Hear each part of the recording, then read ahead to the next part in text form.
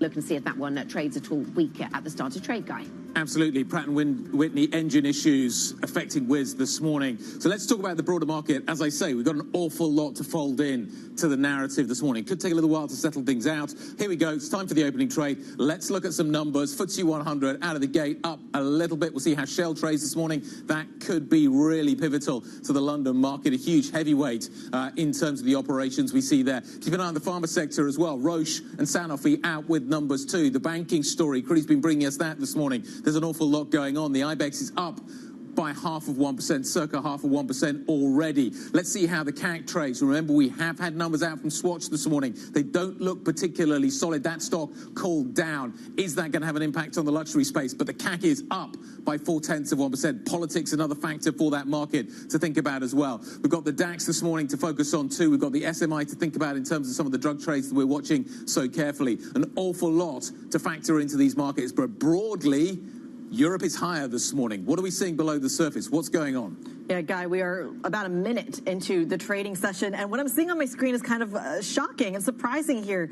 Tech is, of course, leading the charge here from an index contribution perspective. I'm looking at ASML, I'm looking at Schneider, and then your third biggest index contributor is BBVA out of Spain. And that's not really a combination you see very often. Europe's big tech next to Europe's big banks, basically. On the downside, though, it looks like healthcare not having the best of days. Telecom also on the back foot. The sector as a whole down about 0.2%, Anna. It's a fast-moving market this morning. So tech, as you say, Chrissy, is strong. Media also pretty strong, actually just taking that top spot as the best-performing sector this morning. We have Universal Music Group up by just shy of 2% within that particular sector. To the downside, retail is down by 0.5%. I'm looking for H&M, and there it is, down by 4.4% in this morning's session. So the numbers perhaps looked a little mixed at first glance, but certainly something disappointed the markets about the numbers that H&M put forward this morning. I'm just looking for any of the other individual names. Shell is flat. Shell's not actually doing anything this morning, which is interesting. It does seem as if it's actually on balance being taken as expected by the market. The buyback, obviously, a big contributing factor around that. Looks like maybe actually the debt pickup isn't something the market is going to focus on. And as we've already indicated, really hard to model a trading business at Shell. So some volatility, a bit like an investment bank, some volatility around trading when it comes to what we're seeing with the Shell numbers. So the market seems to be moving past that. Yeah, the market does. In terms of the market's response to Deutsche Bank, those numbers look to be negative. So down by 4.3% right now on the back of that miss on fourth quarter pre-tax profit. We'll be playing a little bit more of our conversation with the leadership team over at Deutsche Bank a little bit later on this half hour. Let's go back to the macro themes, though. There are plenty of them from yesterday and today hanging over markets. Fed Chair Jerome Powell made clear the central bank intends to hold interest rates steady, citing uncertainty around the new U.S. administration's policy agenda. We don't know what will happen with tariffs, with immigration, with fiscal policy, and with regulatory policy. We're only just beginning to see, actually are not really beginning to see much.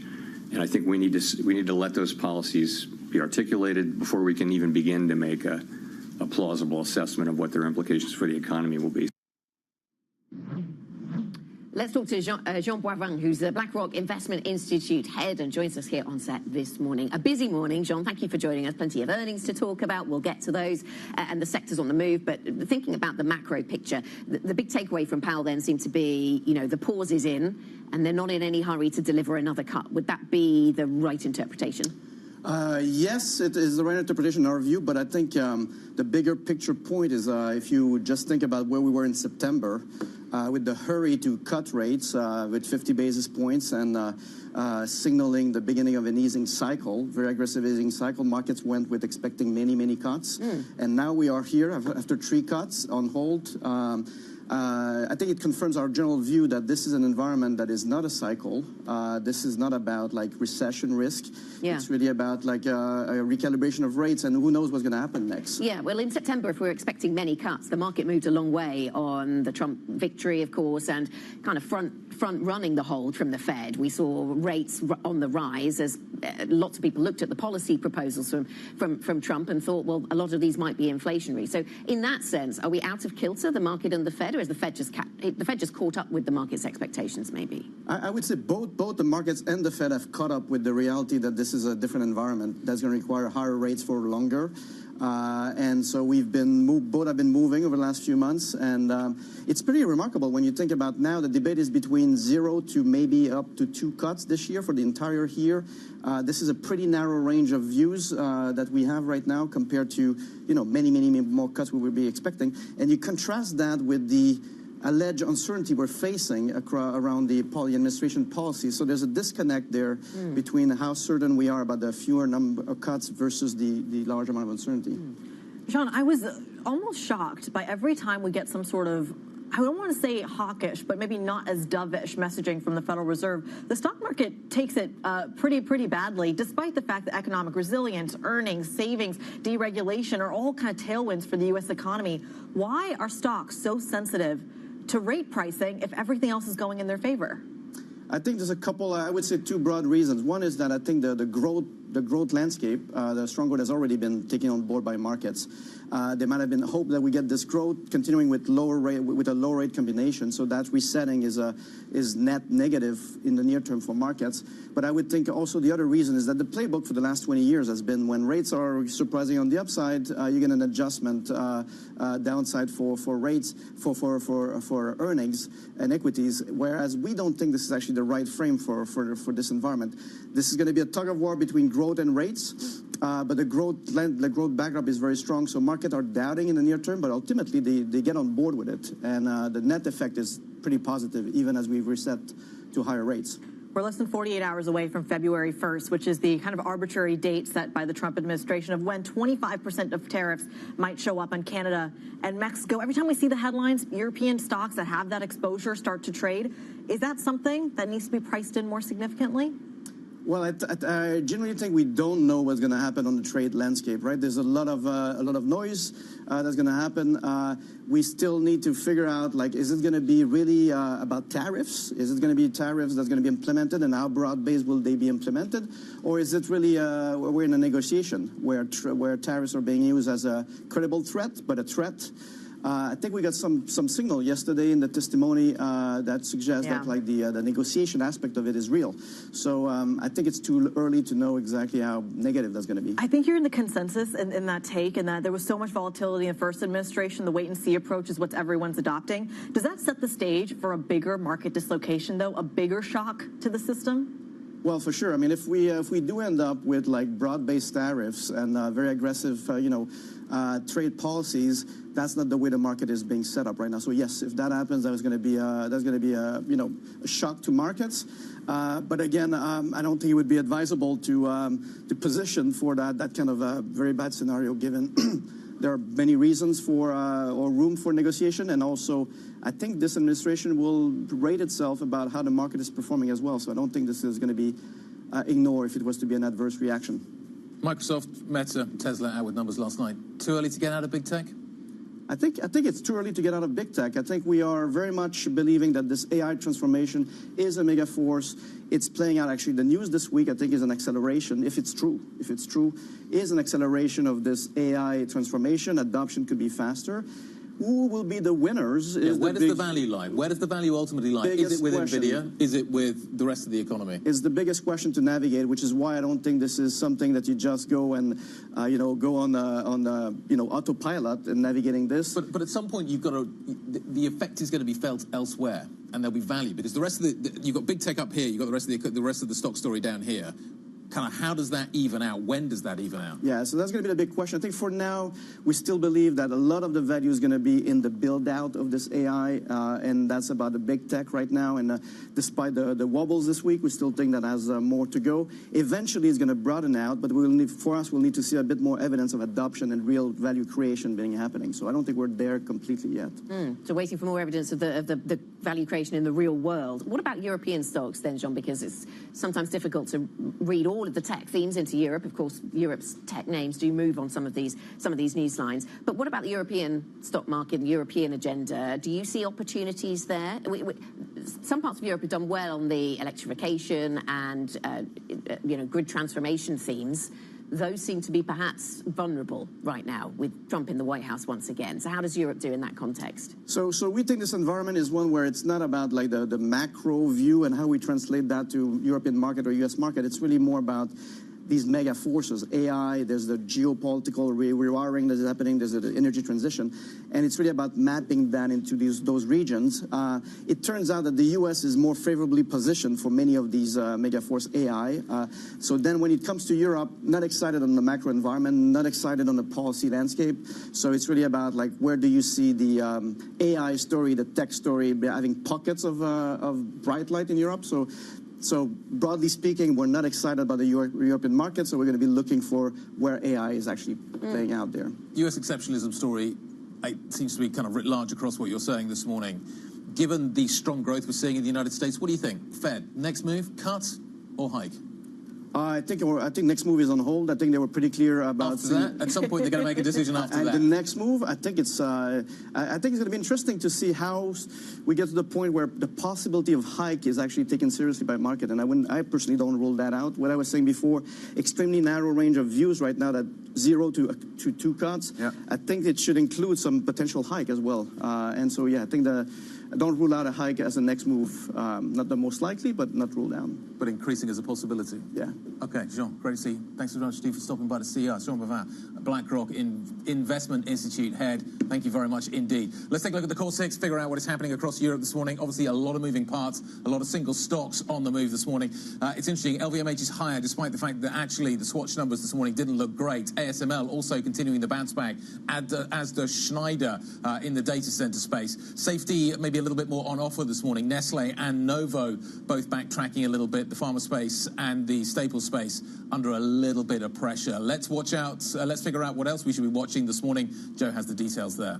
So Deutsche Bank is the clear decliner among the financials of the reported results this morning. That one falling around 5% over in Frankfurt this morning. It's the rising cost weighing on the stock despite all that extra cash that they're making from selling more bonds and more currency strategies as well. In terms of the ones going higher, BBVA moving up, €1 billion buyback from the Spanish lender, and also a read-through in Sabadell with the company talking about potentially that bid for the rival a couple of weeks away in terms of regulatory approval, so a bit of a boost for that one. You mentioned Swatch there, Guy, that one really hammered today. We're down 7% almost for Swatch. Now, there has been a bit of short interest coming into the stock, and it does look like weakness from China. A 75% drop in profit in the last year, according to the company. All that linked to China, according to the firm there. Then in terms of H&M, another one weakening. Now, the margins look pretty strong on that one, but analysts saying that the sales not improving as much despite a big ramp up in their marketing spending. So that is a disappointment on H&M this morning. Another one getting hit over in the chip space this time is ST Micro. Now, they had some weakness. This is all related to the smartphone and also PC outlook, not so much exposure to AI and the machinery sector. This is more the actual chips themselves. So therefore, ST Micro coming down 5%, trading in Italy and France for that one. Wizz Air yet again slammed. Now, a lot of this is linked to the delays on some of their deliveries from Airbus. Of course, the production issues there, but that stock, it's lost around half its value over the past year or so. They have faced some competition in pricing for Wizz as well. So that one hit once again. But we'll finish on a positive note. It's nearly Friday, nearly time for a gin and tonic. Fevertree up 18% as Molson Coors in the US takes an 8.5% stake in the UK company. They're going to start selling more of the Fevertree products over in the US. It's the gin and tonic mixers. Fevertree jumping 18% on the AIM market in London this morning. Thank you very much for that, Joe Easton, with all the news about gin and tonics you need this morning. And boy, it's been a busy morning. Yeah, some Fever-Tree news. Those shares really flying on the back of that corporate activity, the Molson Coors partnership. But in terms of the overall stocks that are in focus this morning, we've talked a bit about the banks. I mean, that Deutsche Bank news, we will play our conversation with the management shortly, but that does seem to be hitting the markets with a thud this morning. Essentially, you got basically the German banks on one side and the Spanish banks on the other. Yeah. In some ways, There's reflecting. In some ways, reflecting the reality of what you see on the ground. Germany struggling, Deutsche struggling, The Spanish banks, selling. doing really well. The underlying sort of economic story kind of does have an effect, and the reality and of that as is the important. UK struggles to find its growth, drivers and growth dynamics. I was looking at this Bloomberg Economics analysis yesterday about the Spanish economy, saying, yes, sure, there's been population growth and there's tourism, but also there have been productivity gains in Spain. So there's a lot to be applauded, I suppose, around the Spanish eco-narrative at this point. There's an immigration story as well that's been boosting those numbers. I thought it's interesting the approach the Spanish banks are taking to the UK right now is really fascinating. There have been reports in the last couple of weeks of Santander is thinking about leaving the UK and trying to maybe find another mix there. BBVA is doing the exact opposite. They're investing more. They're buying more and hiring more talent in the UK because they're trying to bring out their investment banking presence. They think London is the place to do it. That's interesting. A Eurozone bank looking to London, maybe to build its IB bank out.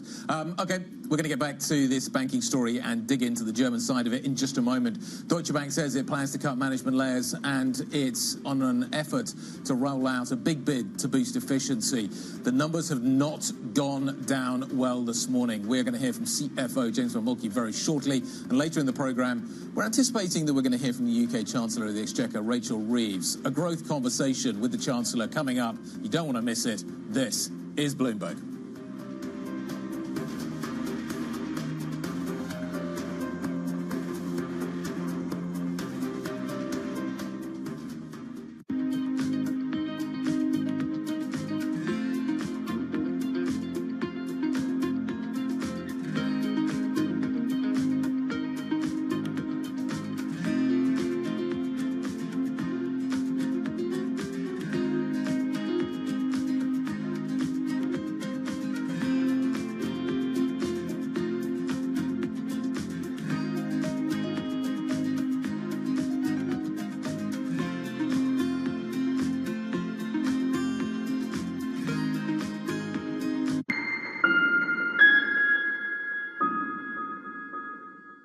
Listen carefully.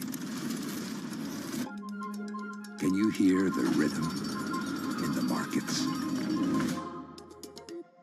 Not just in the syncopations triggered by inflation, but in the preludes leading to global elections, in the dissonance that moves the Nikkei, and the rising course conducted by AI. There's music in the markets, and if you want to learn to listen for it, we'll show you how. It's a multi-trillion-dollar industry. We'll show you what's happening in ETFs like no one else. ETF IQ, only on Bloomberg. There is this real momentum from Wall Street. We are basically deep in the European earnings season. Take a look at how we're faring when it comes to Asian markets. Welcome to the world of decentralized finance. Massive outperformance from Bitcoin. Bloomberg is covering all things crypto, the people. The tectonic shift emanating from Washington. All we're looking for is clear rules and the ability to build in the United States. Crypto shouldn't be partisan. The transactions. Really a record-breaking moment. Crypto VC is back. And the technology. It's really the beginning of a global on-chain economy. And if America doesn't embrace it, we're going to be left behind. Bloomberg Crypto, only on Bloomberg. US tech is influencing global markets. Technology is driving business across Europe. Companies in Asia are betting on tech. Asia is at the forefront of some of the world's biggest stories. I'm Sherrian in Tokyo. And I'm Heidi Stroud-Watts here in Sydney, where the trading day begins.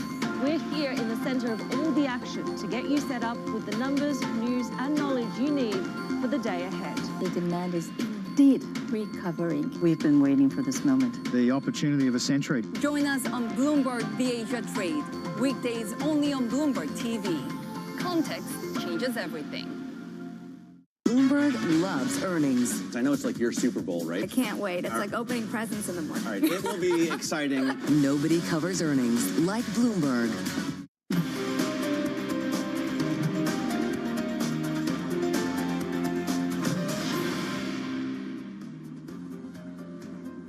Welcome back. European equities are open and mixed. Actually, at an index level, you're not seeing much movement, but I can tell you at a single stock level, you certainly are. Let's talk about Deutsche Bank. The shares are under significant pressure this morning. The banking sector in Europe, absolutely fascinating this morning. Deutsche reflecting Germany, maybe. The stock down 6.1%. Ollie Crook caught up with the bank's CFO. Let's hear what he had to say about these numbers. All of the businesses were up: rates, credit, FX, and emerging markets. So really broad-based strength in a market that where there was a lot of movement, frankly. The geopolitical events, sort of shifts in economic tides, rate changes, all of those things were playing through. And to your question, yes, certainly the first few weeks of the year have demonstrated a continuation of those trends from the fourth quarter. So we're encouraged by that. And what you're seeing is sort of in the markets, a fair amount of trading, given how much the news flow sort of affects markets on a day-by-day basis, but also a degree of confidence now in corporate boardrooms with financial sponsors to position for activity this year, given a rate decline. So we're in the part of the rate cycle where money's becoming a little bit less expensive.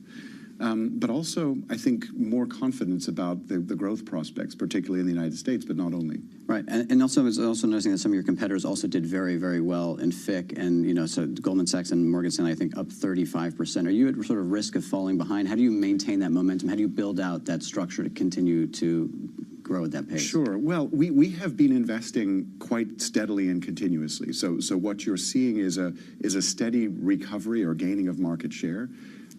We have investments that are still to come on stream, if you like, in 2025. So no reason why we should change that trajectory. And also, by the way, one quirk of it, if you look at the 2-year performance, you also get a good sense of gained market share and sustained in 24. So we're really encouraged by what we're seeing in our FIC markets business. And you've got the figure for the buyback, $750 million, likely to be distributed. Is that right? In about the first half of the year? Is that? Yeah, it may spill in just sort of volume into the third quarter, but $750 million of a buyback, $2.1 billion of total distributions announced today. And what are you looking at in the sort of back half of the year? You said that large target of $8 billion through 2025. Are you going to exceed that, and by how much? Well, look, we're always going to be prudent as a management team on distributions and be ready to potentially seek another buyback when we can see where we are operating through the year. So there are some good reasons, we think, to have asked for and received the $750 million. CRR3 is new. Our economic development is still uncertain. Impact of tariffs in Germany. So some reasons to hold back, but we think that at 13.8 of a common equity tier 1 ratio, and with our outlook in terms of earnings and performance this year, we think we'll be in a comfortable place by the end of the year. James Molker, the CFO of Deutsche Bank, speaking to Bloomberg's Ollie Crook. Let's talk about another sector here, from banking to technology. It was a mixed bag of earnings on the U.S. tech front. Let's just walk you through it. Microsoft shares fell after it warned growth of its cloud computing business being hampered by a shortage of data centers. Not something you hear every day. Tesla, on the other hand, shares higher. Their earnings, though, missing forecast. CEO Elon Musk announcing plans to begin robo-taxi operations in June has also forecasted a, quote, epic period of growth. An interesting word choice there. And meanwhile, Meta, kind of the sole outperformer here. They're saying sales in the current quarter fell short of estimates, but the extended trading session showed some good news after the CEO outlined some pretty bold AI plans. This is going to be a really big year. I know it always feels like every year is a big year, but more than usual, it feels like the trajectory for most of our long-term initiatives is going to be a lot clearer by the end of this year. In AI, I expect that this is going to be the year when a highly intelligent and personalized AI assistant reaches more than 1 billion people, and I expect Meta AI to be that leading AI assistant. All right, so going big on AI out of Meta, but maybe not so great earnings everywhere else. Matt Bloxham, senior tech analyst for Bloomberg Intelligence, joins us this morning and has the distinct pleasure of sorting through all of it. Matt, what stood out to you? Was it really just the burden of proof that maybe DeepSeek wasn't as consequential as the markets thought on Monday? To some extent, I think for me it's kind of what you just said, that the contrasting share price reactions for Microsoft versus Meta and Tesla, when the underlying story and opportunity is essentially the same. And I think it's about the narrative that CEOs choose to take. So with Tesla and Meta, you saw very much, don't look so much at the near term, look at all these amazing midterm things we're doing and look at how well positioned for that. Whereas, as you said, with Microsoft, they talked about some of the headwinds of data center supply constraints, which is affecting their revenue growth. I mean, let's put that in context. Their cloud revenue was still up over 30%, and they're still expecting to grow at a similar pace. 30% growth is what most CEOs would bite your hand off for. So, it's a problem, but it's not that big a problem. And everybody has issues about bringing data center capacity on the street. So it was more about this choice of narrative that stood out for me, to be honest. Matt, we saw at the beginning of the week the market was quite discerning between different US tech when it comes to DeepSeek. So quite quickly getting its head around the idea that this would be pretty bad for some businesses, if true, and not so damaging for others, or even positive. What did we hear on DeepSeek yesterday? So Meta and Microsoft both made quite complimentary comments about DeepSeek, and to me, they're both companies that could benefit from the DeepSeek style innovations of kind of lower cost AI. Meta said that the novel innovations are something they'll look to emulate in their own large language models and products. And ultimately, it could bring down that 60 to 65 billion they're going to spend on CapEx this year. Maybe it won't affect 2025 numbers so much, but maybe I think people are still thinking that maybe Meta's not going to have to continue to spend as much as they're currently saying.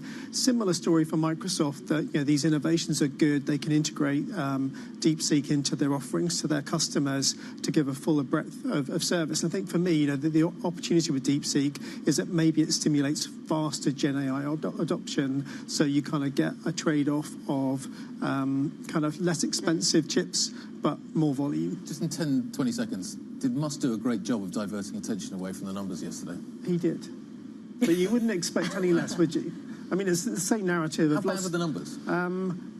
They were not very good at all for the car business. Yeah. But obviously people are thinking about Tesla not really as a car business, but as an AI robotics software business. And I think that's come. AI spreading out, cheaper AI, make that better, easier. To some degree, yes. And I think the whole DeepSeek narrative has kind of helped the Tesla bulls to show, this is just a stimulation of everything this company is really about. And it's an environmental credits business as well. That also stood out. That definitely stood out. Matt, great stuff. Thank you very much indeed. Matt Bloxham, senior tech analyst for Bloomberg Intelligence. Coming up, the ECB is expected to cut by 25 bips today. We're going to take you live to Frankfurt for a preview. That's next. This is Bloomberg.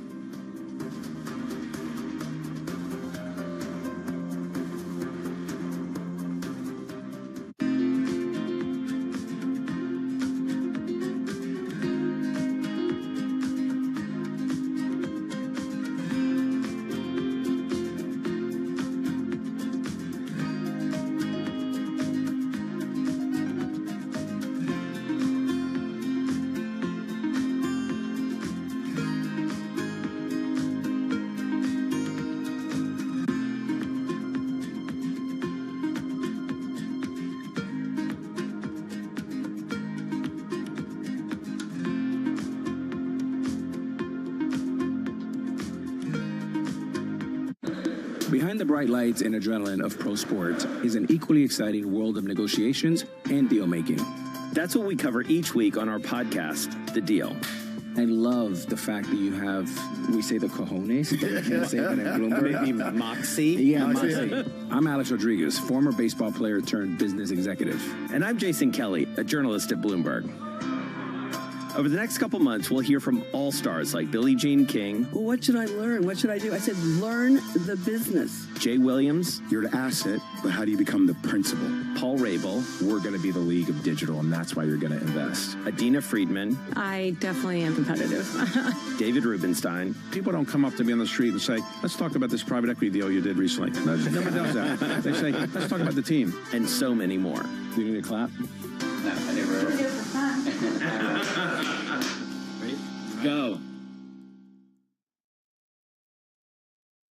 From our studios in New York and San Francisco, our expert hosts have the data and analysis from the companies you know and the startups to watch, plus the interviews you don't want to miss. Watch Caroline Hyde and Ed Ludlow on Bloomberg Technology, the only daily business show dedicated to tech, right in the middle of the trading action. Live every weekday, only on Bloomberg Television. Context changes everything. The countdown is on. Everything you need to get the edge at the end of the market day. Big tech earnings kick off later this afternoon. Gilead is coming out right now. We have take two numbers. Back to the markets, right? Our bread and butter. NVIDIA is one of the best stories in the tech space. That actually matters a whole lot more. It might shock some of your viewers. You're watching The Close. Get ahead of tomorrow's trading with The Close. Weekdays on Bloomberg. Context changes everything. Good morning. This is Bloomberg Surveillance. Welcome back to the opening trade. This is Bloomberg Technology. This is the Asia Trade. This is Wall Street Week. Welcome to Balance of Power. This is Bloomberg Television.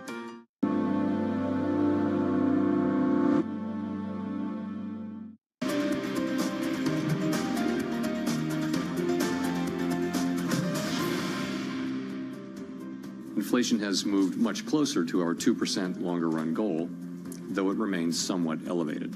In support of our goals, today the Federal Open Market Committee decided to leave our policy interest rate unchanged. Longer-term inflation expectations appear to remain well anchored, with our policy stance significantly less restrictive than it had been, and the economy remaining strong. We do not need to be in a hurry to adjust our policy stance. Policy is well positioned to deal with the risks and uncertainties that we face in pursuing both sides of our dual mandate. Right now, we feel like we're in a very good place. Policy is well positioned. The economy is in quite a good place, actually. That was the Fed Chair Jay Powell signaling the central bank is on hold for now as President Trump's economic policies take shape. Let's go from the Fed to the ECB over to Frankfurt. A decision is due today. Bloomberg's Lizzie Burden joins us now from the financial capital of Germany and the home of the ECB, of course. Lizzie, we were expecting a hold from the Fed yesterday. We got one. We are expecting a cut today from the ECB. What are you hearing? Yes, and it is fully priced by markets, unanimously expected by economists, because they really need to resuscitate the euro area economy. We already had the French GDP print earlier showing the weight of politics on confidence. We're expecting the euro area GDP preliminary Q4 print at 10 a.m. London time, and that'll show German politics weighing in as well. So this cut expected today. Christine Lagarde, though, not expected to comment on future moves, even though so many of her colleagues on the Governing Council dropped hints in Davos about a March cut as well. Why March? Well, by then we'll have more idea about Trump's tariffs on Europe. We'll have the updated forecasts. We'll have the result of the German election. But Anna, it really is April that is the battleground, because as you look towards it, you've got markets pairing their bets for cuts. They actually see a possible pause in April. And if you look on the Governing Council, yes, you've got the likes of François Villeroy de Gallo of France, a Dove, very confident about cutting rates to 2% by June. But the likes of Klaas Knot of the Netherlands, not so confident. This big debate about where neutral lies, but things will really hot up as we get towards where most see it, 2%. So just finally, Guy, today, really keep an eye on the guidance. Do they stop describing policy as restrictive? That could be a big hawkish tilt. Where's the focus, Lizzie? Is it on growth or is it on inflation? Well, when you've got growth like this, it has to be a consideration, a big consideration for the ECB. And that is why even the hawks at this point are still content with easing today and in March. Big questions for Christine Lagarde when it comes to the press conference. Is the fight against inflation actually over or near to being over? Remember, they had that 2.4% inflation print in December, and everyone seemed to be kind of okay with it, even though they're still concerned about service inflation. That tells you a lot about the balance between inflation and growth concerns, doesn't it? But we're also going to have to listen out in this press conference for their questions about euro-dollar parity. It's something we've talked about on the opening trade so much, Guy. It's something that markets are bracing for. And if you have the gap between the ECB and the Fed opening up increasingly, this weakness in the euro, the strength of the dollar, that feeds the inflation problem, which could mean that the skew becomes back towards inflation. Lizzie, talk to us a little bit about the growth picture as well. We get another read on euro area growth right before the decision. Any surprises there? So the expectation is that you're still going to see stagnation, 0.1%, no growth, compared to 0.4% in Q3. As I say, it's because of the declining output in Germany, the stagnation in France, politics weighing on both. You did have the PMIs improving slightly in January, but it's likely that the euro area in general will be still treading water in Q4.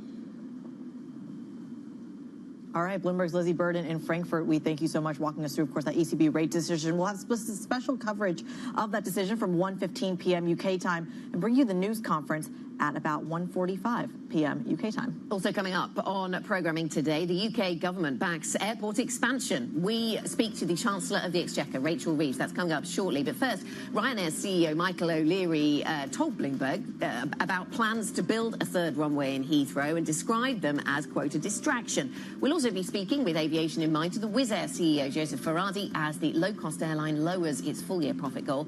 That conversation next. This is Bloomberg.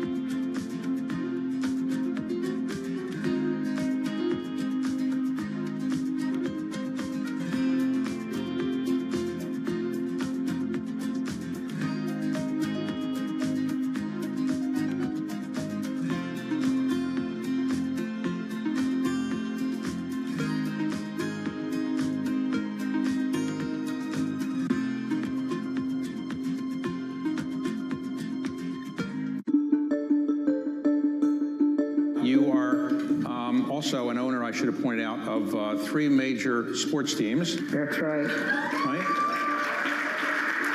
And you're the first woman, as I understand it, the first woman to own 3 major, have stake in 3 major sports teams. Is that right? Yes, some will say African American. You were approached by the owner then of the, I guess, the Washington Wizards and the Washington Caps about maybe buying the Washington Mystics, which is the women's basketball team. And what did you say? Well, first of all, it was Abe Pollin. He did come to me and Susan O'Malley, and they said, Abe Pollin says, look, I want you to be the face of the Washington Mystics. And I said, what do you mean be the face of? He says, I want you to buy this team. His health was failing. And I have to tell you, and a lot of women can understand this, we never get these opportunities. So that was the first thing that struck me, and I was flattered. I was really flattered. I said, well, Abe, what are the financials on this? And he handed them to me. He says, well, they're not making money. But I was still intrigued about team ownership.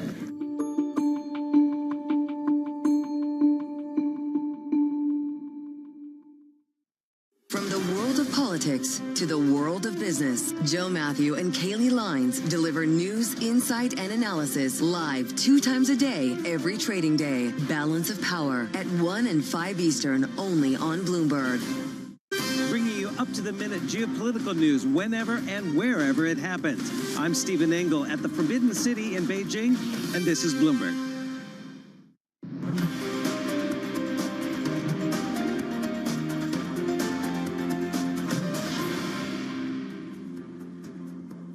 So I caught up with Michael O'Leary yesterday afternoon. As per normal, he wasn't pulling his punches, criticising the UK Chancellor Rachel Reeves, not convinced that a third runway at Heathrow is going to deliver any kind of growth.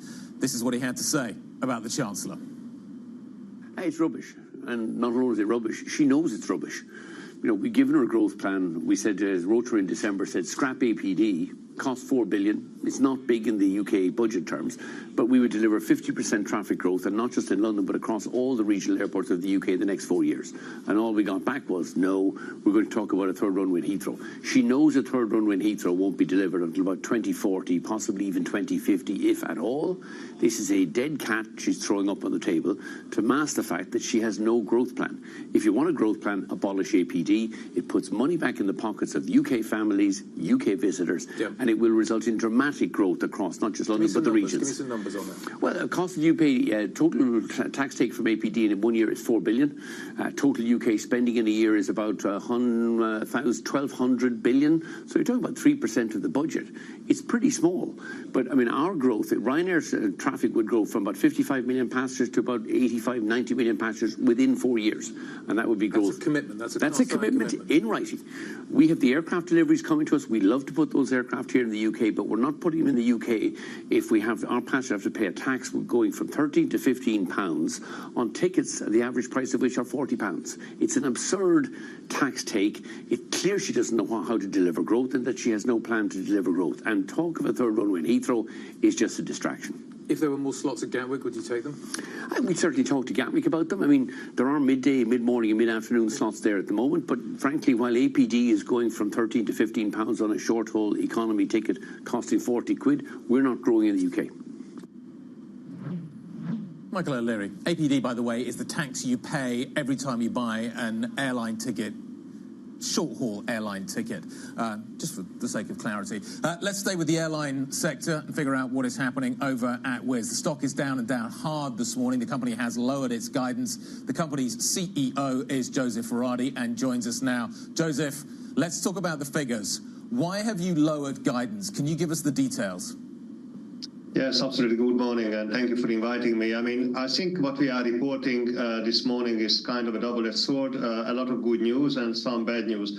With regard to the good news, you are seeing a very strong revenue performance, probably beating the whole market in Europe. All the operational KPIs falling in place in terms of aircraft utilization, completing schedules, etc.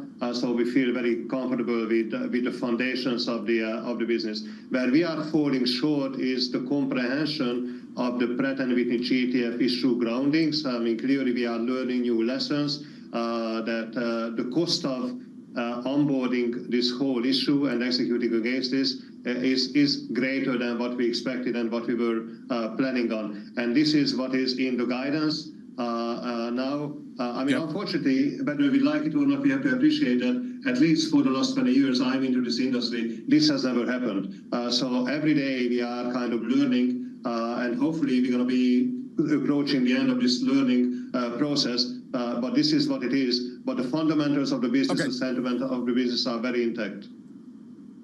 Joseph, you say that you're learning and you're hoping that learning process comes to an end, that you get your arms around this. But how long does this issue with the Pratt & Whitney engines that are having issues and therefore are not spending as much time on your aircraft as you would like, you're having to ground aircraft as a result of that, how long is this going to last? What is Pratt telling you?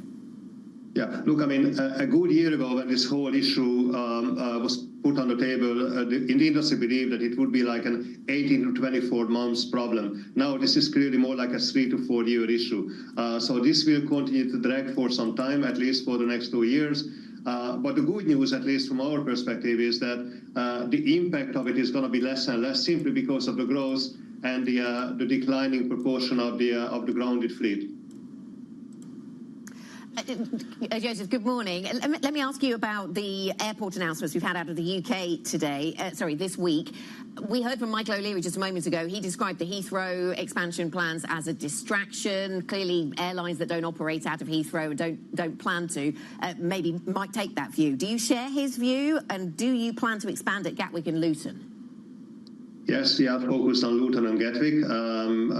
That's our core operation in the UK, and we remain excited about the growth opportunities in the UK. Yes, cost is an issue, and I think this needs to be seen how that will evolve over time. And that may put the UK into a competitive or a non-competitive position versus the rest of Europe. So that's a significant issue. With regard to Heathrow, to be honest, I mean, this is not an issue I'm waking up with every morning. And I think we all would like to leave at the time the next runway is opening at Heathrow. I don't know whether that's going to happen. But you can look at the whole European context. Actually, Europe is not building runways. Europe is not building airports. There is only one airport project at the moment happening, and it is Warsaw, Poland, and it is still highly debated politically. So this is not an easy way to go, and I agree that if a country wants to boost airline traffic, it needs to look at the taxation, it needs to look at the cost of operations, as opposed to juggling around with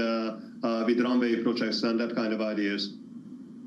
Okay, so you'd be a fan of cutting air passenger duty instead, as well as Michael O'Leary. Let me ask you about City. We're sitting here in the City of London. Many of our viewers, no doubt, travel through the City of London, Joseph. I know that they've recently applied for approval to fly the A320neos. Are you considering operations at City? No, I mean, we would not be fit with our aircraft for the technical parameters of the airport. We have too big aircraft for a too short runway, so that's not a reality. Joseph, if the British government cut APD, would you put more aircraft to work in the UK? I think in concept, yes, we would, but you also have to measure that against the available infrastructure at London, Luton and Gatwick. But absolutely, I mean, that would excite us and that would make us motivated for doing more in the UK. But we would need to see how to accommodate that from a capacity perspective through the airports. So in terms of the scale of that, what would it look like? I was talking to Michael yesterday. He was very keen and talking some very big numbers. He says APD is the single biggest factor preventing him investing in the UK. Is that the single biggest factor preventing you from investing more in the UK? I think it is one of the biggest factors, but there is another big factor, and this is airport capacity. If you look at Luton, where Wizz Air is the market leader, the issue we have there is the passenger number limitation exposed on the development of the airport. The airport is at full capacity as we speak, so it has to be eased from a regulatory perspective before we can put more capacity into Luton. Same with Gatwick, it is more the runway capacity and the utility of the existing runway infrastructure, how it's used. So that has to be eased as well on a regulatory basis before we can put more capacity into the airport. Do you get a sense that the green agenda is taking an increasing step back, that governments are going to prioritise growth over green? What does that mean for the aviation sector? What does it mean for Wizz? I would hope so. I would hope so that, governments and Europe overall will start taking a rational view on the green agenda. And it's not like that the industry should not get greener, it should. And Wizz Air itself is one of the ambassadors of sustainability. And we're seeing that by being the innovator in the industry when it comes to technology, we should be really carrying the flag of sustainability. But at the same time, I think you have to be economically rational and you have to adjust some of the approaches what have been put in place in Europe especially. I mean, clearly the world is kind of going to some extent a different direction. The US stepping back from sustainability. I don't think that the rest of the world, other than Europe, has ever really engaged with the idea. So it is very dangerous that Europe falls into a highly uncompetitive position versus the rest of the world if government policies are not adjusted. Joseph, thinking about the new Trump administration and what they want to achieve in Ukraine, are you making plans around the end of the war? Have you been? Are you planning to? How quickly could you get your operations up and running again? Oh, absolutely. I mean, we've already got the plans in place to make sure that whenever Ukraine opens up, we are there to fly. I mean, we were the airline leaving the market last before the outbreak of the war, and we're going to be the airline coming back to the market first when the market reopens. We consider Ukraine as home territory for Wizz Air, and we are very motivated to be the first airline to move back whenever we can. But of course, the restart is not in our hands, so we will have to see how the situation evolves. I understand at Kyiv Airport they run the the baggage carousels every week just to make sure that they're ready when that moment arrives, that they can bring airlines back really quickly. Joseph, thank you very much indeed for your time this morning. Joseph Ferrari, the Wizz Air CEO. Ryanair, Wizz, both at the more low-cost end of the market. Clearly, they're not going to operate out of Heathrow in the way that others might. EasyJet could look at it, though, which would be really interesting in terms of what it would do. But the sense certainly seems to be that this is something that is going to take an awfully long time to deliver upon. Maybe easier at Gatwick, maybe easier at Luton. I find it really interesting thinking about the things that would stimulate the economy from the aviation sector, because for years we've heard Michael O'Leary and others talk about, well, in particular Michael O'Leary, about APD. He doesn't like that tax. He always wants that tax to go away or to be cut. And you might, in every other time I think we've interviewed him, you might have thought, well, that's not in the direction of travel, because governments want to disincentivize air travel, and this is an easy tax for them to impose. So you're not pushing it at an open door. But then all of a sudden, you've got Rachel Reeves talking about new runways, and this is from the left of UK politics. She did raise APD as soon as she got in. That came through in the budget. So there was a pickup in APD. So that was the initial instinct, was to actually raise that tax.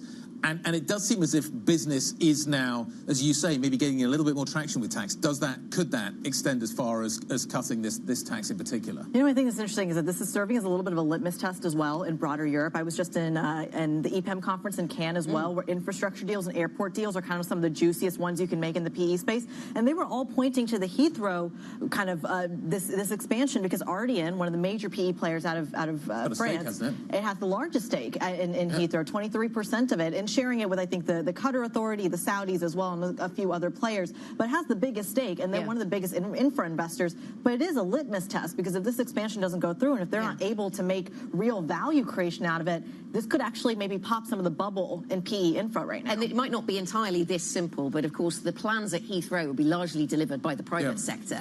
Reducing APD falls to the public sector and impacts the fiscal headroom which she has, which is sort of not very big, and we've talked about many times. Are we going to have to see cuts in order to secure that kind of the fiscal credibility that maybe she needs? She's been speaking to ITV this morning, the Chancellor, Rachel Reeves. She says in 10 years, we can get flights taking off from Heathrow. Now, flights are taking off from Heathrow now, but I'm assuming that she means on the extra runway. Spades in the ground in this Parliament. That's slightly different to what I heard last night.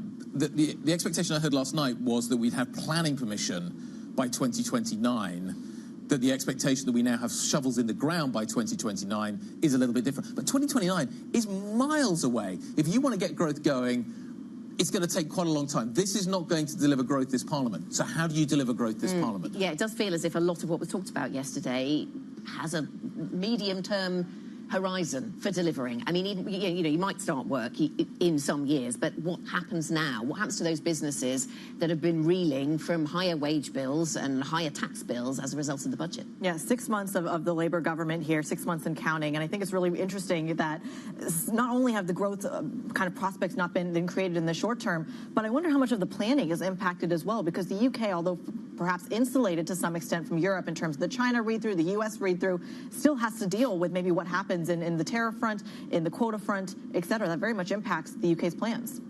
The UK hopes that it's immune from all of that. The UK hopes that a better relationship with the Trump administration will deliver fewer ripples than everybody else has to deal with, shock waves that maybe everybody else has to deal with. Our suggested ambassador to the United States has been backtracking on his previous views around President Trump quite quickly to try and secure his acceptance to the US administration. Well, you see this in the assets, right? I mean, Jordan Rochester made the point that when you see these hits and these kind of tumbles in euro-dollar towards parity, the cable holds its own because that read-through may be a little bit more insulated. So I'm curious if there is a market stability qualm. I was really interested in some of the labour data we've had out recently. Clearly there are flaws in the official data, have been for a long time around the unemployment rate. But some of the readings we've had from the recruitment companies cutting back on their guidance, the PMI data, the message from that's been really quite weak. So you think about what the consumer is doing right now. The consumer is building savings and not spending. And that basically signals that the consumer is worried about what happens next economically. Yeah. If you could get that unlocked, do you get a better economy quite quickly? OK, let's linger on this theme of the UK economy then. The UK Chancellor, Rachel Reeves, has outlined a series of major infrastructure projects, including, as we've been discussing, a new Heathrow runway aimed at reviving Britain's economy. She joins us now. Chancellor, very nice to have you with us. Thank you for joining us. Let me start with the growth announcements. A lot of focus on the runways. We've been talking about what they can deliver. They do seem to be medium-term plans for growth rather than short-term plans. What do you say to businesses that have just faced higher wage bills and higher tax bills, or will do as a result of your recent budget, and they want growth now, not in some years' time? Well, look at the reaction from business to the speech I gave yesterday. 2/3 of businesses in the instant reaction said they now feel more confident about the government's growth plans. I want to make no apologies for putting our country back on the right path.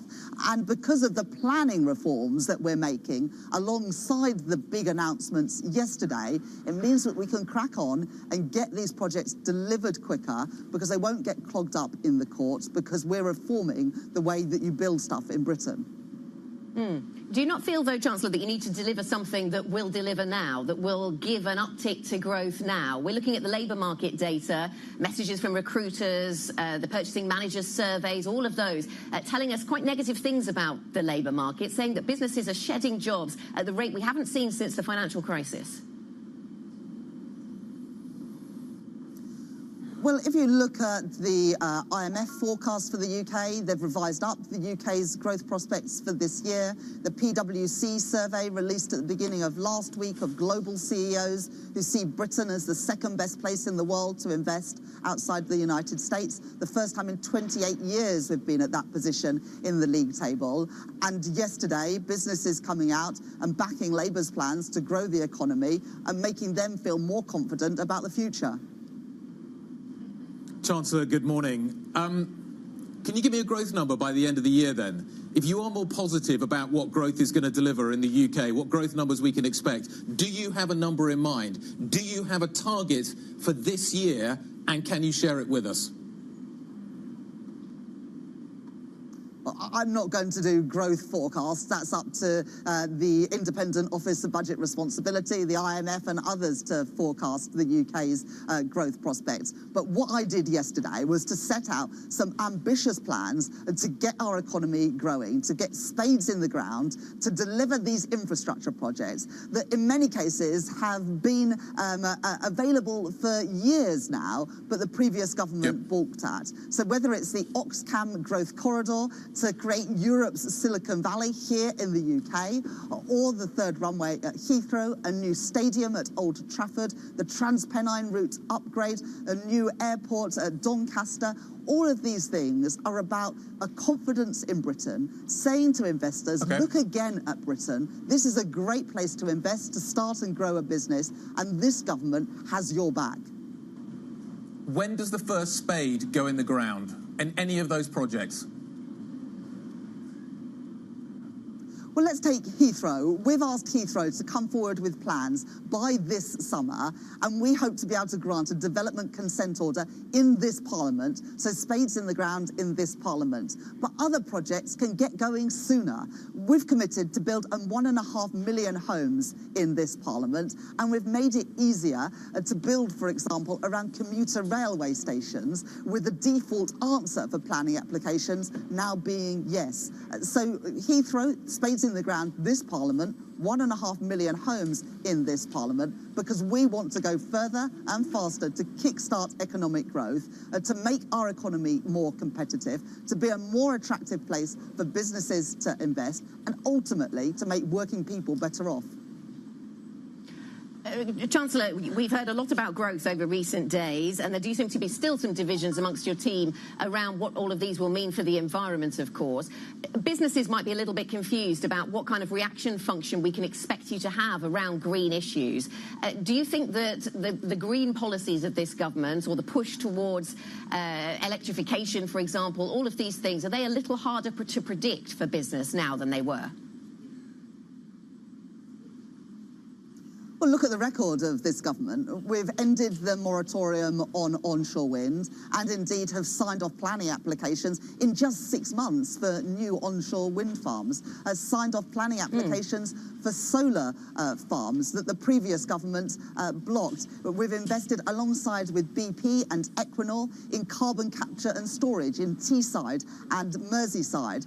So we know that there are huge industrial and investment opportunities for the private sector in these jobs and industries of the future. And Britain has unique strengths in this area because of our industrial heritage and because of our geography to reap the benefits of that investment.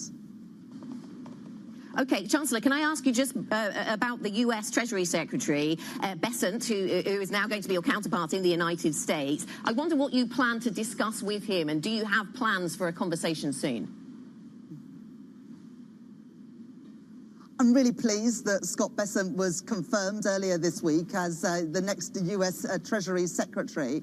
I have written to him, and I look forward to talking to him soon about how our two countries can work together to grow our respective economies. And I look forward to having a close relationship with Scott Bessent and his team at the US Treasury. Okay, Chancellor, thank you very much. Thank you for joining us. Rachel Reeves, the UK Chancellor of the Exchequer. Really interesting conversation there with the Chancellor around their plans for growth, what they can deliver, medium term, can they deliver anything in the short term? She clearly has confidence. She says this government has your back. A message for UK business and perhaps even well, specifically for global business, actually, she referenced. Welcome to the programme. That was the opening trade. This is The Pulse. I'm Anna Edwards here in London. Let me tell you a little bit about what's happening in these markets this morning. It has been a frantically busy morning for European equities, factoring in all that we've heard on the macro front from the Fed, of course, but then also factoring in all of the corporate earnings news that we've had this morning. So the Stoxx 600 is up by around 0.5% this morning, the FTSE up by 0.1%, the CAC up 0.4%. So we're seeing a broad rally across European equity markets. Some of the earnings stories going down pretty well. The banking stocks, though, not so much, and we see some weakness in the Deutsche Bank share price. Let's have a quick look at where else we can take you in terms of the market response this morning. It is ECB day, so I'll go to what's going on with the euro. The euro is entirely flat this morning. We are expecting a cut from the ECB. Yesterday we got a hold from the Fed. The hold is in. We now know they're in no hurry to cut rates over in the United States. Many more cuts priced in, though, here in Europe, and so expectations will be shaped today by what Christine Lagarde, the president of the ECB, has to say on that particular front. In terms of commodity prices, then, we've got oil prices just retreating a little bit, down by 0.4% on Brent. Just getting some numbers coming through on the European eco front as well. The German preliminary fourth quarter GDP falling 0.2% quarter on quarter. The estimate was for a drop of 0.1%. So that does seem to be worse than anticipated and speaks to the weakness in the European growth story that, of course, the ECB will be reflecting on. We've also got the Italian preliminary Q4 numbers coming through. GDP unchanged there, and the estimate was for an increase of 0.1%. So the narrative has been that France and Germany have been weak. Italy and Spain in particular, have been doing okay. Well, Italy not quite so good right now. So GDP unchanged in the fourth quarter. Let's move on to some corporate news and take you through what we have on that front. This is the picture we've got for you in terms of these stocks this morning. BBVA up by 2.2%, a buyback coming through on that business. Deutsche Bank is also in focus, 4.7% weaker for the Deutsche Bank share price. Some disappointment around costs coming through on that one. ST Micro is an interesting one. So there's a lot to digest when it comes to the tech story over from the United States, from Meta, from Microsoft and others. In terms of ST Micro, their revenue outlook missed expectations. An industrial chip slump, of course, not helping that business. And Swatch Group is also in focus over in Switzerland, and we have that stock down by 5.6%. China weakness seems to be the issue there, no let up in the China weakness story coming through there. On to one of the top news stories this morning. A search operation is underway in Washington's Potomac River after a regional jet flown by American Airlines collided in a deadly mid-air crash with a military helicopter.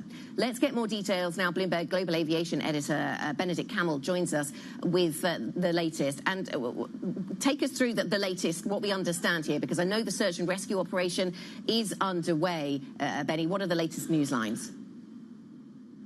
Yes, good morning. We've just seen the footage there on TV. There's a huge search and rescue operation underway. More than 300 personnel involved in this. We heard a couple of hours from the fire department, from officials, including the mayor of DC, including the new transportation secretary, Sean Duffy, who's said, I've been in the job for a day. So there's obviously, you know, that component to it. He's rushing into this new job and instantly has this tragedy on his hands. So that'll be closely watched how he responds. What we know at this point is that the plane coming in from Wichita in Kansas collided with this helicopter just as it was about to land. So it was on approach, and there's some footage on social media that shows these two aircraft colliding midair, going up in a ball of an explosion, and then falling into the river. We don't know anything about survivors at this point, and the officials at the press conference would not be drawn into that. So that's something we'll have to wait for. Suffice it to say that the mood on the ground is obviously very professional, but at the same time fairly glum. The conditions are difficult. It's night, it's dark, it's icy, the water is murky, the plane has broken up. So this looks like a real tragedy. Benny, and this comes on the back of a number of other tragedies, deadly aviation accidents over the past year, following a period where there really weren't very many, and yet here they seem to come quite close to each other, and often in an airport environment or around an airport. I mean, are we going to be asking questions, I suppose, of those in the industry about the way that we manage traffic in these busy airspaces? Yes, you're absolutely right. So if you look at 2023, obviously coming out of the slowdown of Corona, we had no fatal civil aviation accidents at all. That was a record. If you think about it, about 37 million aircraft movements in that year and not a single fatality. So that's quite amazing. And it really speaks to just how safe aviation still is. But since then, as you point out, we've had a number of tragedies. About a year ago, early January, we had that Japan Airlines A350 colliding with a small aircraft on the ground. Miraculously, everybody was able to survive the plane crash on the large aircraft, but the people on the small plane died. Then earlier this month, we had the Jeju plane in South Korea that hit the wall. Almost everybody died on that aircraft. And now this. So obviously people are asking, is this just a coincidence? Is there something deeper to it? It's too early to say. We don't know what caused this particular collision, why the helicopter might have been out of position. This is a very busy part of the country. It's also very close to the White House, so it's very closely surveyed. So a lot of questions at this point. We're in the sort of salvage part of the operation right now. The NTSB, which is performing the main part of the operation, they're on the ground, but this will be very closely watched in the next couple of days. What caused this? Thank you very much, Benedict, Bloomberg's Global Aviation Editor, Benedict Camel. We will, of course, keep you updated on this story as it develops. 5 minutes past 9 here in London. Markets are up and trading, have been for just over an hour, of course, digesting the earnings news flow from here in Europe, but also the earnings that have come out of the United States. And indeed, tech has been a big theme of this week, of course. It's been a mixed bag of earnings from the United States on the tech front. Microsoft falling in pre-market after it warned growth of its cloud computing business. Azure is being hampered by a shortage of data centers. Meanwhile, Tesla shares are up in pre-market trading. That's after the CEO, Elon Musk, announced plans to begin robotaxi operations in June and has forecast a, quote, epic period of growth. Completing the picture for technology, Meta also gaining in pre-market after the CEO, Mark Zuckerberg, outlined bold AI plans. This is going to be a really big year. I know it always feels like every year is a big year, but more than usual, it feels like the trajectory for most of our long-term initiatives is going to be a lot clearer by the end of this year. In AI, I expect that this is going to be the year when a highly intelligent and personalized AI assistant reaches more than 1 billion people, and I expect Meta AI to be that leading AI assistant. Matt Bloxham from Bloomberg Intelligence joins us now and can talk us through what we've learned from the technology sector. Matt, very good morning to you. So how did, once again, in fact, as we spoke earlier, how did AI play into the latest results then from these US tech giants? Because they're all across the AI story, aren't they? Yeah, that's right. And I think when you look at the underlying theme for all of them, it's kind of a very positive message that there's strong demand there. It's what clients are demanding. They're rolling out new products. We heard with Microsoft that actually is really struggling to keep up with demand because of supply constraints. But it was that kind of contrasting narrative that the companies put on this story that kind of really influenced how their shares have performed post-results. So Meta and Tesla putting very much a, kind of ignore the kind of near-term wrinkles, look at the kind of long-term big picture and how well positioned we are for all these exciting growth opportunities. Whereas Microsoft focusing more on the year, we've got a really big pipeline. They've got $300 billion of committed service contracts to deliver. Problems, quote unquote, with their Azure cloud business. A problem is growing at 30%. Yeah, that's an amazing growth rate, and yet they're still supply constrained by these data center issues. Nobody can build data centers quick enough anywhere in the world. Separately, thinking of the AI story, separately, we understand that SoftBank is in talks to invest as much as $25 billion into OpenAI. Now, clearly, we've seen these two leaders together, the SoftBank CEO and the CEO of OpenAI. We saw them together in Washington announcing a plan with President Trump. So we know they talk. What's the story here? Yeah, so this would be on top of the $15 billion that SoftBank's planning to put into the Stargate project, which is $100 billion in data centers. So it go directly into OpenAI. Could be 15 to 25 billion initially, and then up to 40 billion longer term. And it kind of makes sense. SoftBank has said that it wants to invest more into the US to kind of fit the Donald Trump narrative. And I think OpenAI does need as much money as it can get its hands on to kind of continue to invest in its own data infrastructure, GPUs, so it can continue to evolve the OpenAI models and make sure that it really is one of the kind of leading and most efficient and most effective models out there, competing with a much broader range of rivals. Okay, Matt, thank you very much. Matt Bloxham, Senior Tech Analyst for Bloomberg Intelligence. Coming up on the programme, so those are some of the micro themes. The macro themes, of course, dominated by central banks. Jerome Powell says the Fed is waiting to see more progress on US inflation after keeping rates unchanged. We'll discuss that next. Kim Crawford from JP Morgan Asset Management will be joining us. This is Bloomberg.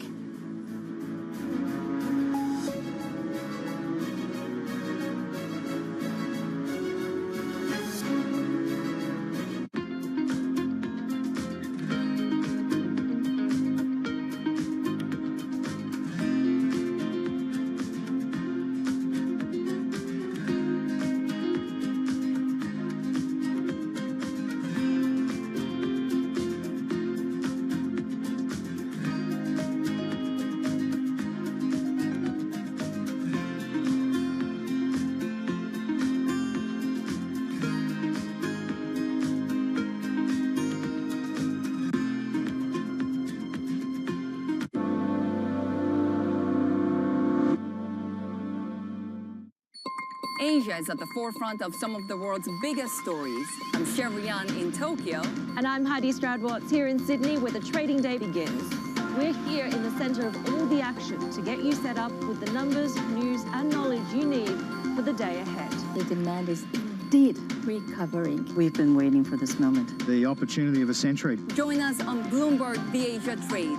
Weekdays only on Bloomberg TV. Context changes everything. Bringing you up-to-the-minute global news whenever and wherever it happens. I'm Joanna Versace in Davos, Switzerland, and this is Bloomberg. DOJ or other authorities Could face bigger challenges next. It was going to keep bringing World Cup. This is a 3 as the economic picture covering the intersections of Hollywood, Silicon Valley. From our studios in New York and San Francisco, our expert hosts have the data and analysis from the companies you know and the startups to watch, plus the interviews you don't want to miss. Watch Caroline Hyde and Ed Ludlow on Bloomberg Technology, the only daily business show dedicated to tech, right in the middle of the trading action. Live every weekday, only on Bloomberg Television. Context changes everything.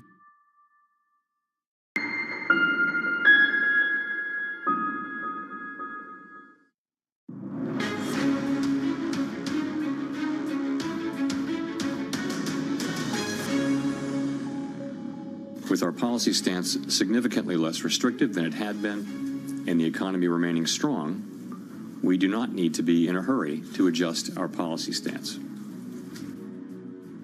Federal Reserve Chair Jerome Powell speaking after the US Central Bank voted unanimously to pause rates. We're joined now by Kim Crawford, Global Rates Portfolio Manager at JP Morgan Asset Management, with thoughts on the Fed and much beyond, no doubt. Kim, very nice to have you with us. Nice to speak to you. So in terms of the takeaways, the big takeaways from the Fed, the fact that they're not in a hurry to deliver any more rate cuts right now, would that be the right takeaway from the Fed's meeting yesterday? Yeah, I think so. I think, as Powell put it, the economy is in a really good place. Yes, they've made a lot of progress on inflation towards their 2% target, but at the same time, growth is still strong. You know, we have real final domestic sales growing at 3.7% in the US, and confidence has been rising. And on the labor market front, I think it's debatable now as well whether or not it's truly starting to stall or whether it's picking up again. Hiring intentions in labor market surveys in the last few months have been rising. So I think it's the right message. The current level of rates is a good resting spot for the Fed. And take it from there. Yeah, I thought it was interesting that we saw a change in the language around inflation in the statement yesterday, and the market seemed to jump on that, saying that's a little bit hawkish. And the period between the decision and the start of the press conference, there was a little bit of pricing in of higher rates. But then in the press conference, we were told by Jerome Powell, you know, that wasn't supposed to be a signal, or words to that effect. What do you think they were trying to communicate on inflation? Because there is a way to interpret that language as being a little bit more hawkish. I think the message is that we've had progress, and progress is stalling a little bit now. But we need to see a lot more of what the administration's policies are actually going to be, so we're open-minded on the path ahead. I think the way we're looking at it is, if we take Trump at his word, these are his 5 policy pillars. So he wants lower oil prices, which will mean lower inflation. The crackdown on immigration should lower monthly employment numbers, but also put upward pressure on some wage growth in some sectors. Deregulation should mean high investment and high growth.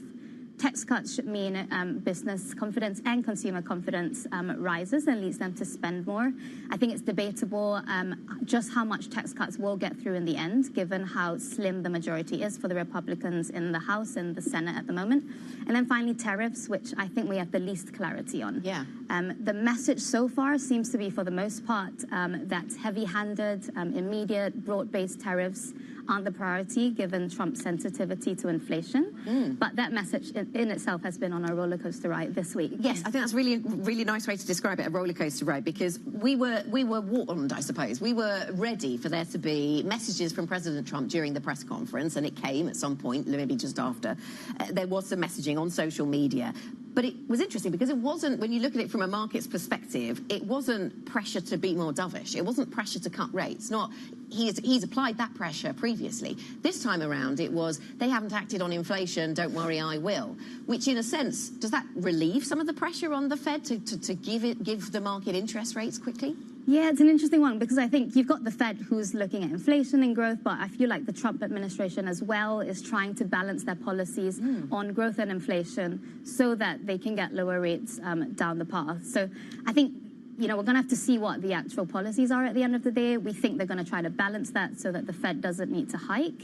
But we'll have to see what the exact policies are. Right, yes. I mean, can you envisage, you listed a number of policy areas, Kim, where we are going to see action from the president. Can you envisage a way they can be implemented that would not be inflationary? Because first reading for a lot of people was a lot of these, certainly tariffs and inflation, tariffs and immigration might add up to inflation. But then there have been some slightly more nuanced arguments more recently saying, oh, well, maybe not necessarily if they do X, Y, and Z. Can you make a path through? Can you thread the needle through these policies to produce something that isn't inflationary? Yeah, it's a fine balancing act. I think to get on that path, tariffs can't be broad-based, they can't be immediate, they can't be universal. They've got to be used more as a negotiation tool to get what the administration wants. And I think on the tax cut front as well, I think it can't be gangbusters. It's got to be a limited fiscal impulse because the economy is already growing at a really good pace.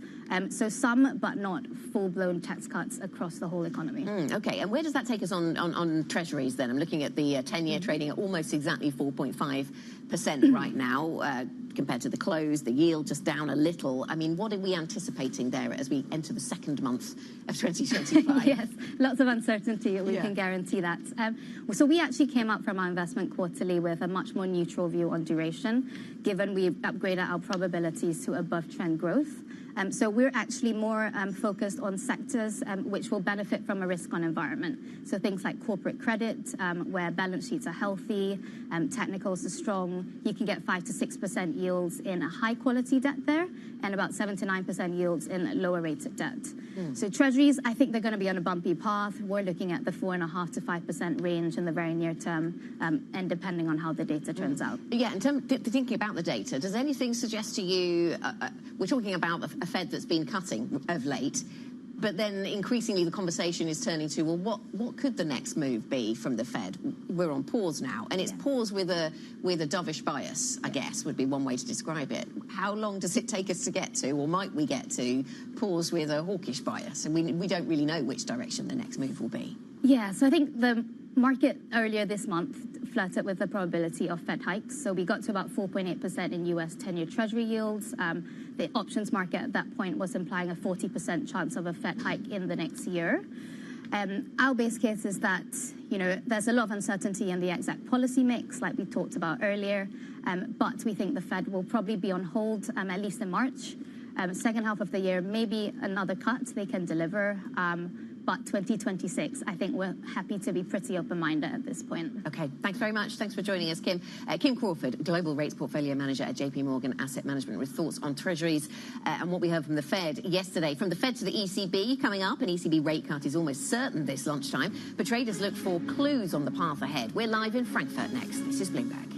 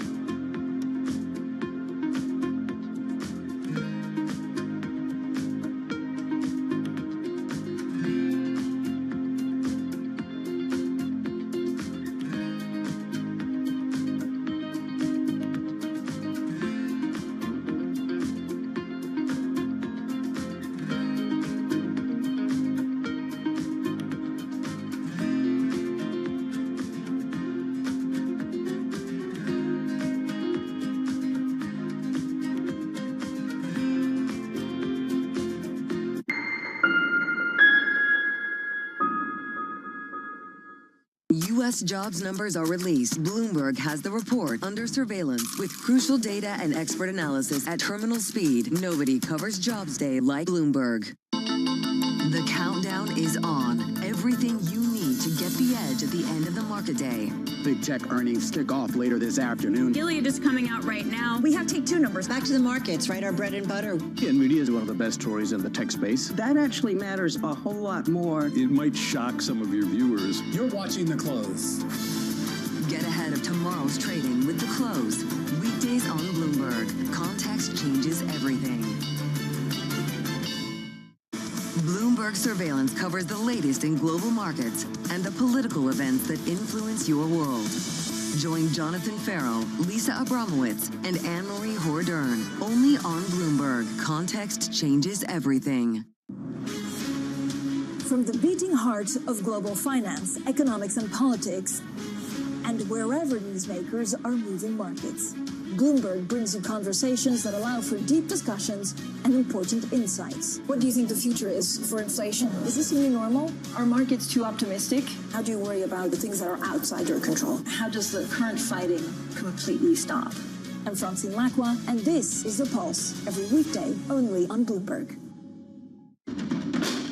There is this real momentum from Wall Street. We are basically deep in the European earnings season. Take a look at how we're faring when it comes to Asia markets.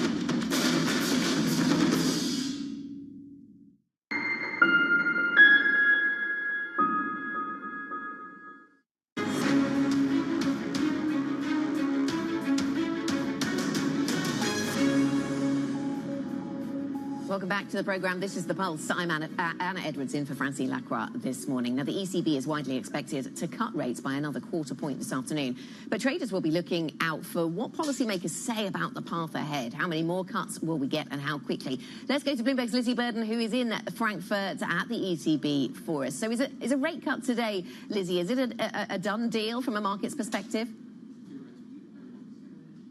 It is, Anna. I hate to bore you, but it's unanimously expected by economists. It's fully priced in by markets. And the reason is that they need to resuscitate growth in the euro area economy. Even the hawks would agree with that. We've already, as you've mentioned, had the French and German GDP prints this morning showing that politics is weighing on confidence. We're waiting at the top of the hour for the euro area preliminary GDP figure for the fourth quarter, expected to show the same on a broader scale.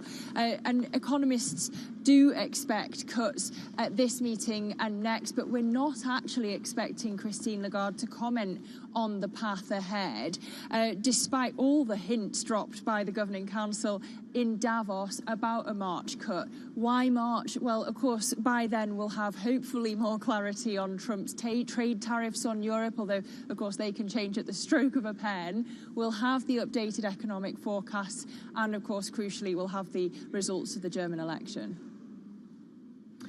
And is April then the real battleground, Lizzie? Are we gearing ourselves up to hear more about when we might get another cut from the ECB? Well, yeah, because this is where you start to see a division. So economists are pricing cuts at every meeting all the way to June, but traders have been paring their bets on cuts recently. They actually see a possible pause in April. And if you look at the Governing Council, you've got doves like Francois Villeroy de Gallo saying he's pretty comfortable with getting to 2% by June. But then the Netherlands is Klaus Knot at the other end saying he's not that comfortable with the idea.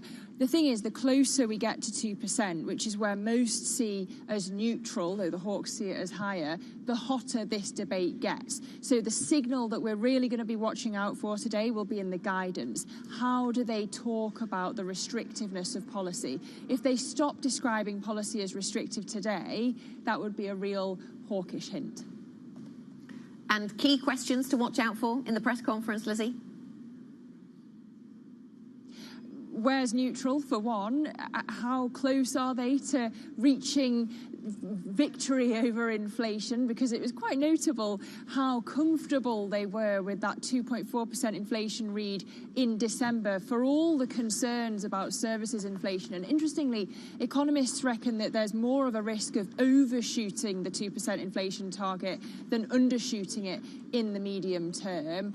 And finally, do we hear more about euro-dollar weakness? There's been a lot of pricing of going below parity in the market. And as we start to see more of this divergence between the ECB and the Fed trying to protect against Trump's tariffs' effect on European growth, if you see that weakness in the euro, it could feed into inflation again. Lizzie, thank you. Lizzie Burden in Frankfurt. Coming up on the programme, the search for survivors continues in Washington's river after a crash between a passenger jet and a military helicopter. We'll get you an update. This is Bloomberg.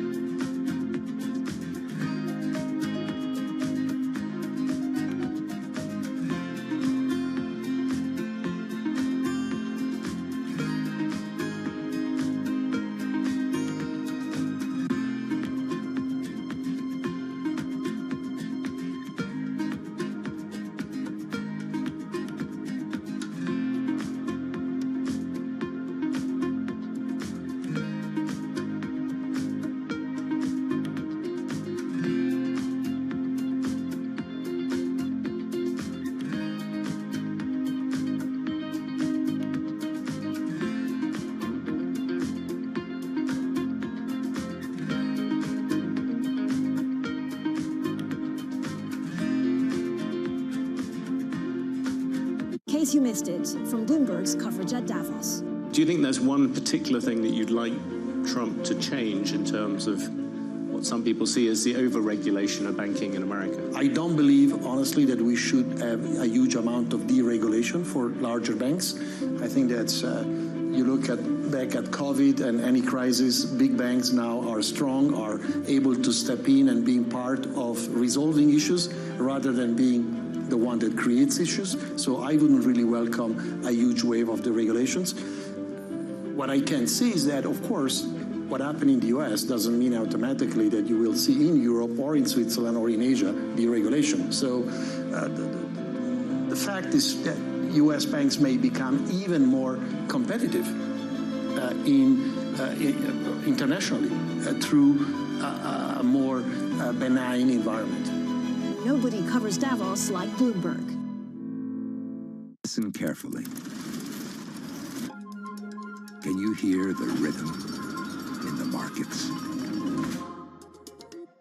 Not just in the syncopations triggered by inflation, but in the preludes leading to global elections, in the dissonance that moves the Nikkei, and the rising course conducted by AI. There's music in the markets, and if you want to learn to listen for it, we'll show you how. US tech is influencing global markets. Technology is driving business across Europe. Companies in Asia are betting on tech.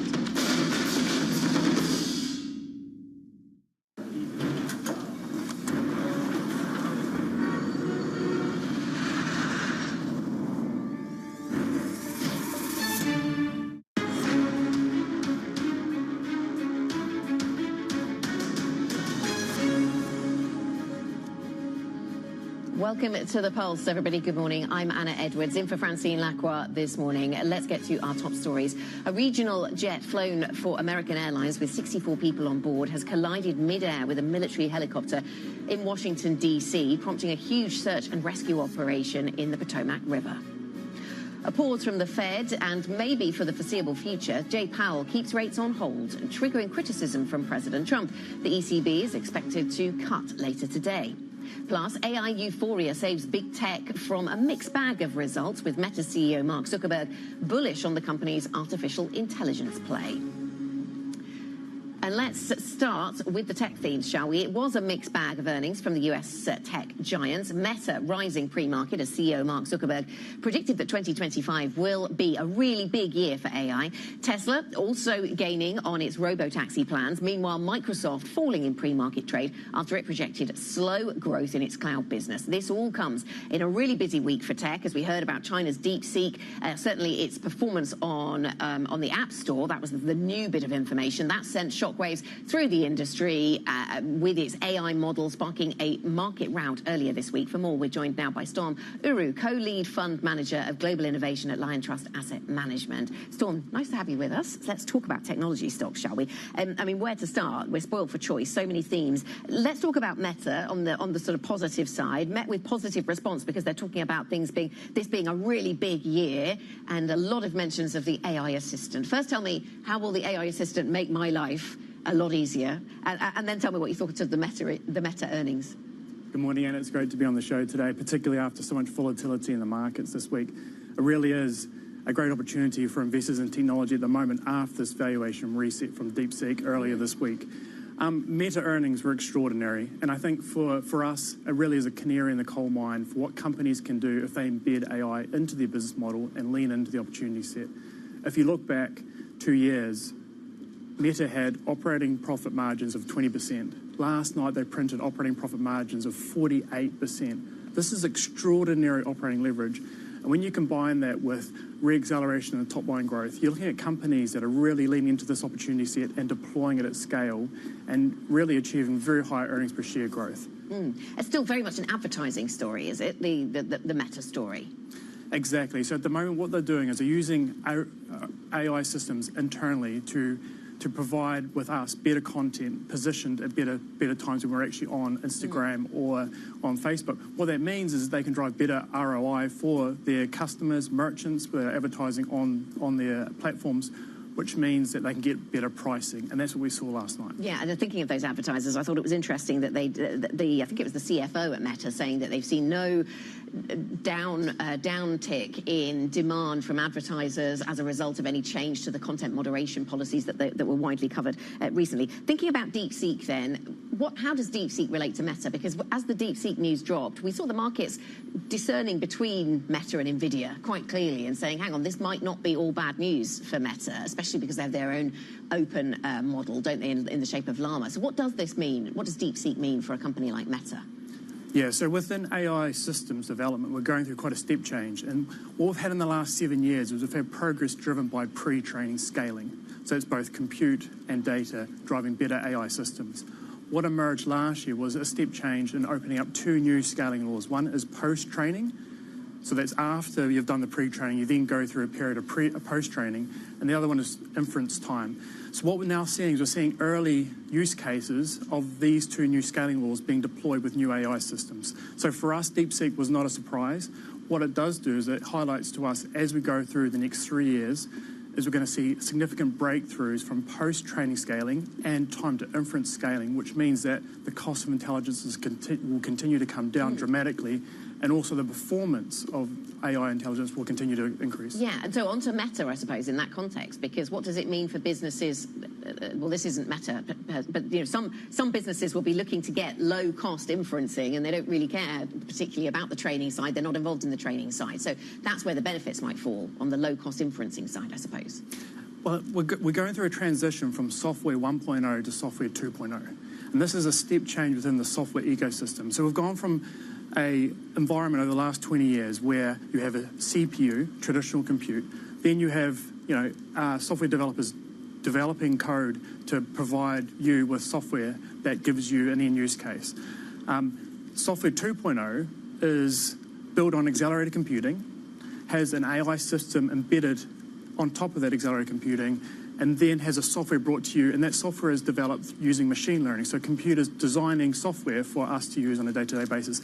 And that's what we're starting to go through over the next 12, 18 months. As these systems get smart enough, and we get scaling laws from pre-training, post-training, and inference time scaling, we're going to get in use cases which are smart enough and cheap enough for broad deployment across the economy. And so that's what we're going to see from Meta over the next 12 months. And that's what Mark Zuckerberg was talking about on the call. Okay, let's move on then. Tesla, of interest. We had numbers through from Tesla. I mean, it's interesting because it's a car company, but it wasn't necessarily the car company's performance that sent the shares higher in the immediate market response or post-market response. Let's just have a quick listen to what Elon Musk had to say about the potential for his business.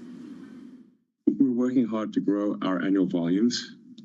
Our constraint this year, our current constraint is battery packs this year, but we're working on addressing that constraint.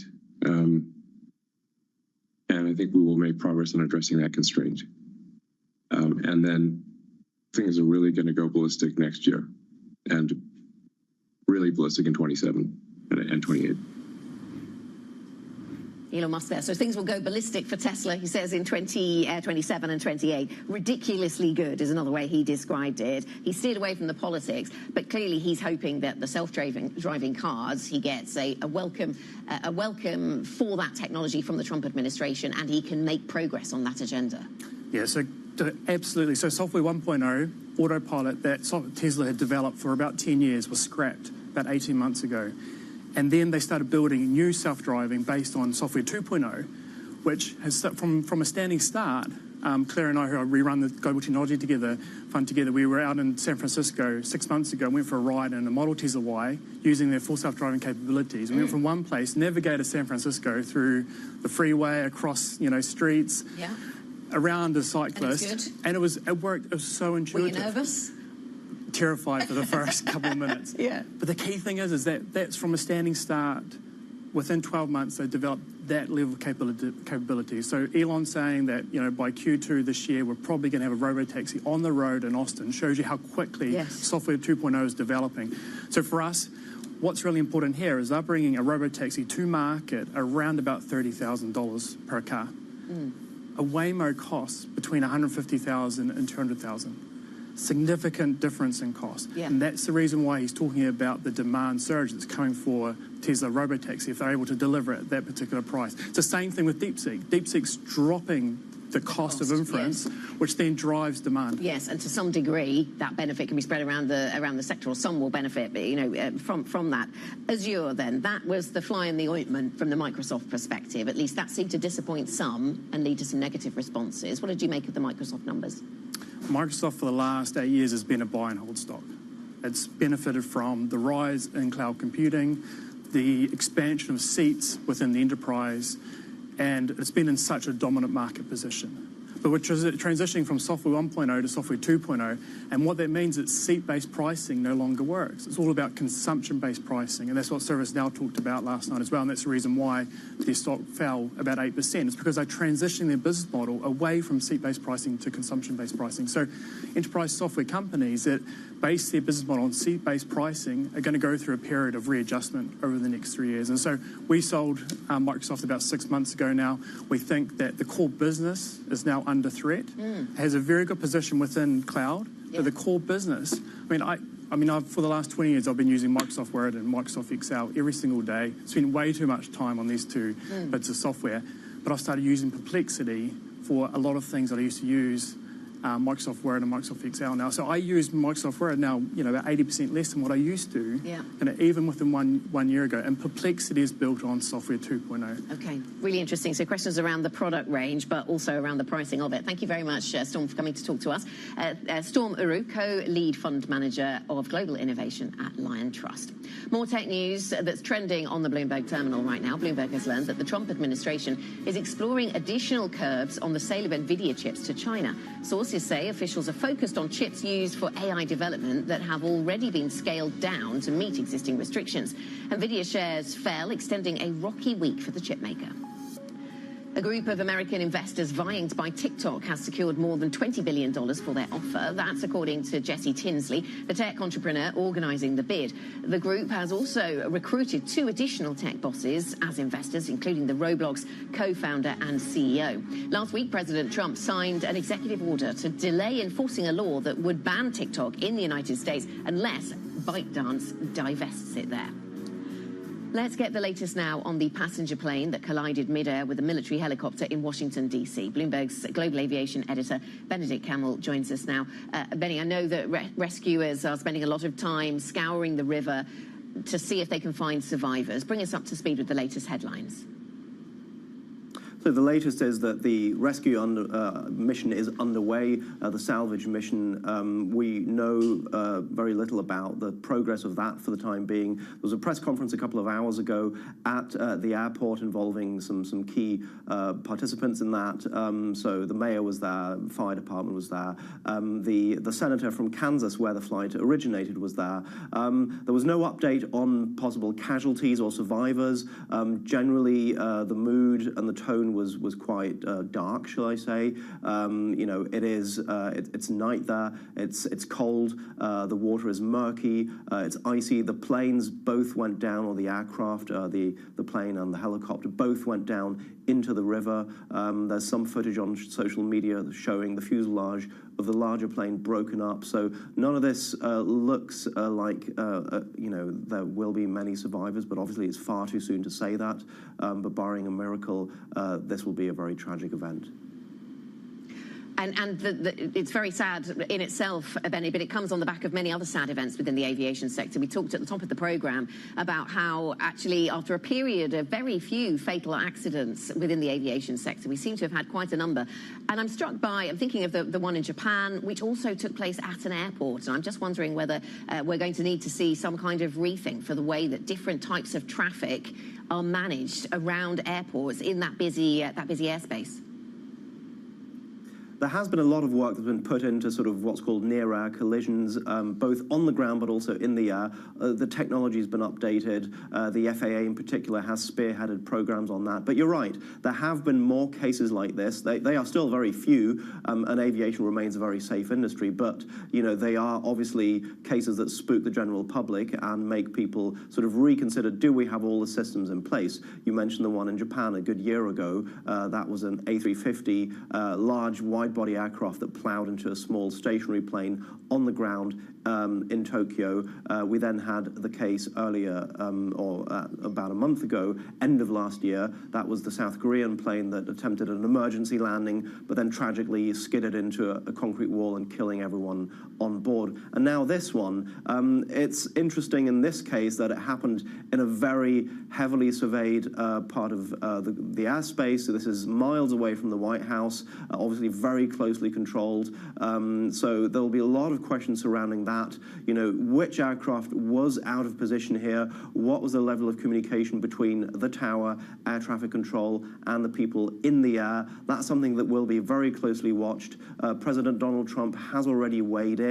He said this should never have happened, and he pointed to the tower as one possible area of investigation. But again, the people at the press conference, very cautious so far in their approach. We're very much in the salvage part of the operation at this point, and everything after that, sort of what happened, what the readout from the black boxes and whatever else might be, that comes next. Right now, the focus is on hopefully retrieving any survivors that might have come out of this alive. Benny, thank you very much. Bloomberg's Global Aviation Editor, Benedict Camel, and we will, of course, keep you updated on this tragedy as it develops. A lot going on this morning. We have been covering some of the macro news flow, some of the corporate news flow. We'll be back to the corporate agenda shortly. A record quarter for Deutsche Bank's fixed income traders, but investors not convinced. We'll hear from the CFO next. This is Bloomberg.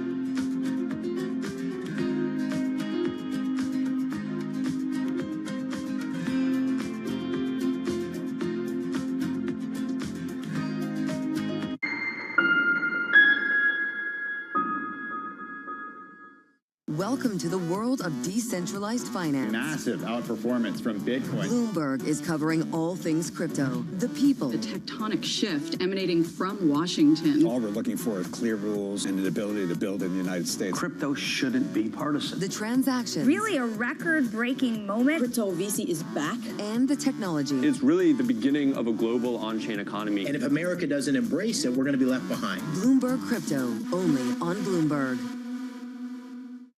Get your fixed income fix. Watch Bloomberg Real Yield around the world right here on Bloomberg. Context changes everything. Good morning. Good morning. This is Bloomberg Surveillance. Welcome back to the opening trade. This is Bloomberg Technology. This is the Asia Trade. This is Wall Street Week. Welcome to Balance of Power. This is Bloomberg Television. Asia is at the forefront of some of the world's biggest stories. I'm Chevrian in Tokyo. And I'm Heidi Stroud-Watts here in Sydney, where the trading day begins. We're here in the center of all the action to get you set up with the numbers, news, and knowledge you need for the day ahead. The demand is indeed recovering. We've been waiting for this moment. The opportunity of a century. Join us on Bloomberg The Asia Trade. Weekdays only on Bloomberg TV. Context changes everything.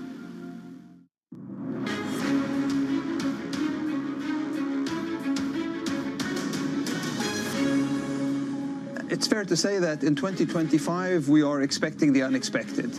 It is a year of volatility and uncertainty. I mean, we are keeping an eye on what might happen from a sanctions perspective, what might happen from a tariff perspective, the inflationary pressure we're seeing, the response of the Chinese economy. All of it is influencing what is a foggy picture ahead for 2025. So we focus on what we can control. There's a lot we can't control, and some of the elements you mentioned we can't control. And so what we can control is to continue to build resilience in the company. That was Wael Sawan, the CEO of Shell, speaking after the company released fourth quarter earnings that missed analyst estimates. A lot to talk about when it comes to Shell. Of course, the politics in North America and the performance of the business are very much in the mix. That full conversation available on the Bloomberg terminal or on the website. Now, shares in Deutsche Bank dropping after the German lender's fourth quarter pre-tax profit missed estimates amid higher costs. But the CFO, John von Moltke, told Bloomberg's Oliver Crook he remains optimistic. All of the businesses were up: rates, credit, FX, and emerging markets. So really broad-based strength in a market that where there was a lot of movement, frankly. The geopolitical events, sort of shifts in economic tides, rate changes, all of those things were playing through. And to your question, yes, certainly the first few weeks of the year have demonstrated a continuation of those trends from the fourth quarter. So we're encouraged by that. And what you're seeing is, sort of in the markets, a fair amount of trading, given how much the news flow sort of affects markets on a day-by-day basis, but also a degree of confidence now in corporate boardrooms with financial sponsors to position for activity this year, given a rate decline. So we're in the part of the rate cycle where money's becoming a little bit less expensive. But also, I think, more confidence about the growth prospects, particularly in the United States, but not only. Right, and also I was also noticing that some of your competitors also did very, very well in FIC, and so Goldman Sachs and Morgan Stanley, I think, up 35%. Are you at sort of risk of falling behind? How do you maintain that momentum? How do you build out that structure to continue to grow at that pace? Sure. Well, we have been investing quite steadily and continuously. So what you're seeing is a steady recovery or gaining of market share. We have investments that are still to come on stream, if you like, in 2025. So no reason why we should change that trajectory. And also, by the way, one quirk of it, if you look at the 2-year performance, you also get a good sense of gained market share and sustained in 24. So we're really encouraged by what we're seeing in our FIC markets business. And you've got the figure for the buyback, $750 million likely to be distributed. Is that right? In about the first half of the year? Is that? Yeah, it may spill in just sort of volume into the third quarter, but $750 million of a buyback, $2.1 billion of total distributions announced today. And what are you looking at in the sort of back half of the year? You set that large target of $8 billion through 2025. Are you going to exceed that, and by how much? Well, look, we're always going to be prudent as a management team on distributions and be ready to potentially seek another buyback when we can see where we are operating through the year. So there are some good reasons, we think, to have asked for and received the $750 million. CRR3 is new.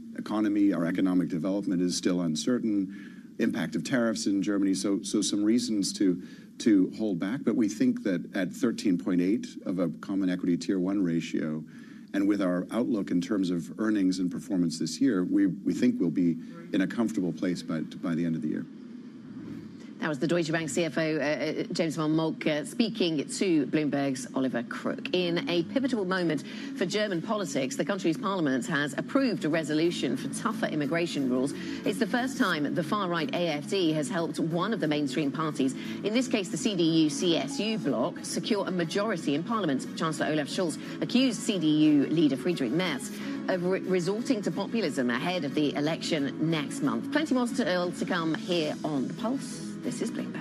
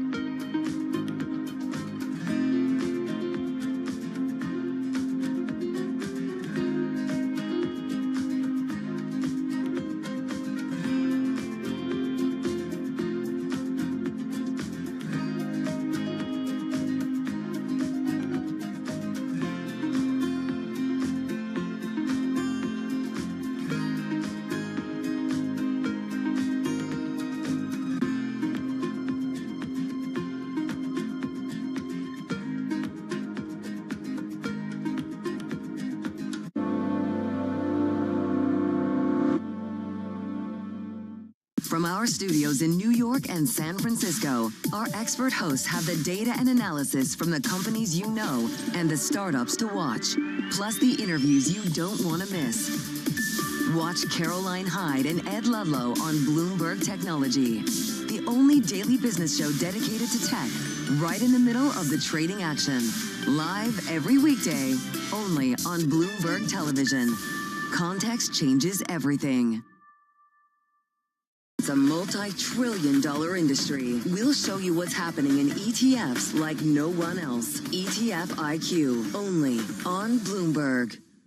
From the world of politics to the world of business, Joe Matthew and Kaylee Lines deliver news, insight, and analysis live 2 times a day, every trading day. Balance of Power at 1 and 5 Eastern, only on Bloomberg. The countdown is on. Everything you need to get the edge at the end of the market day. Big tech earnings kick off later this afternoon. Gilead is coming out right now. We have take 2 numbers. Back to the markets, right? Our bread and butter. NVIDIA is one of the best stories in the tech space. That actually matters a whole lot more. It might shock some of your viewers. You're watching The Close. Get ahead of tomorrow's trading with The Close. Weekdays on Bloomberg. Context changes everything. Bloomberg loves earnings. I know it's like your Super Bowl, right? I can't wait. It's like opening presents in the morning. All right, it will be exciting. Nobody covers earnings like Bloomberg.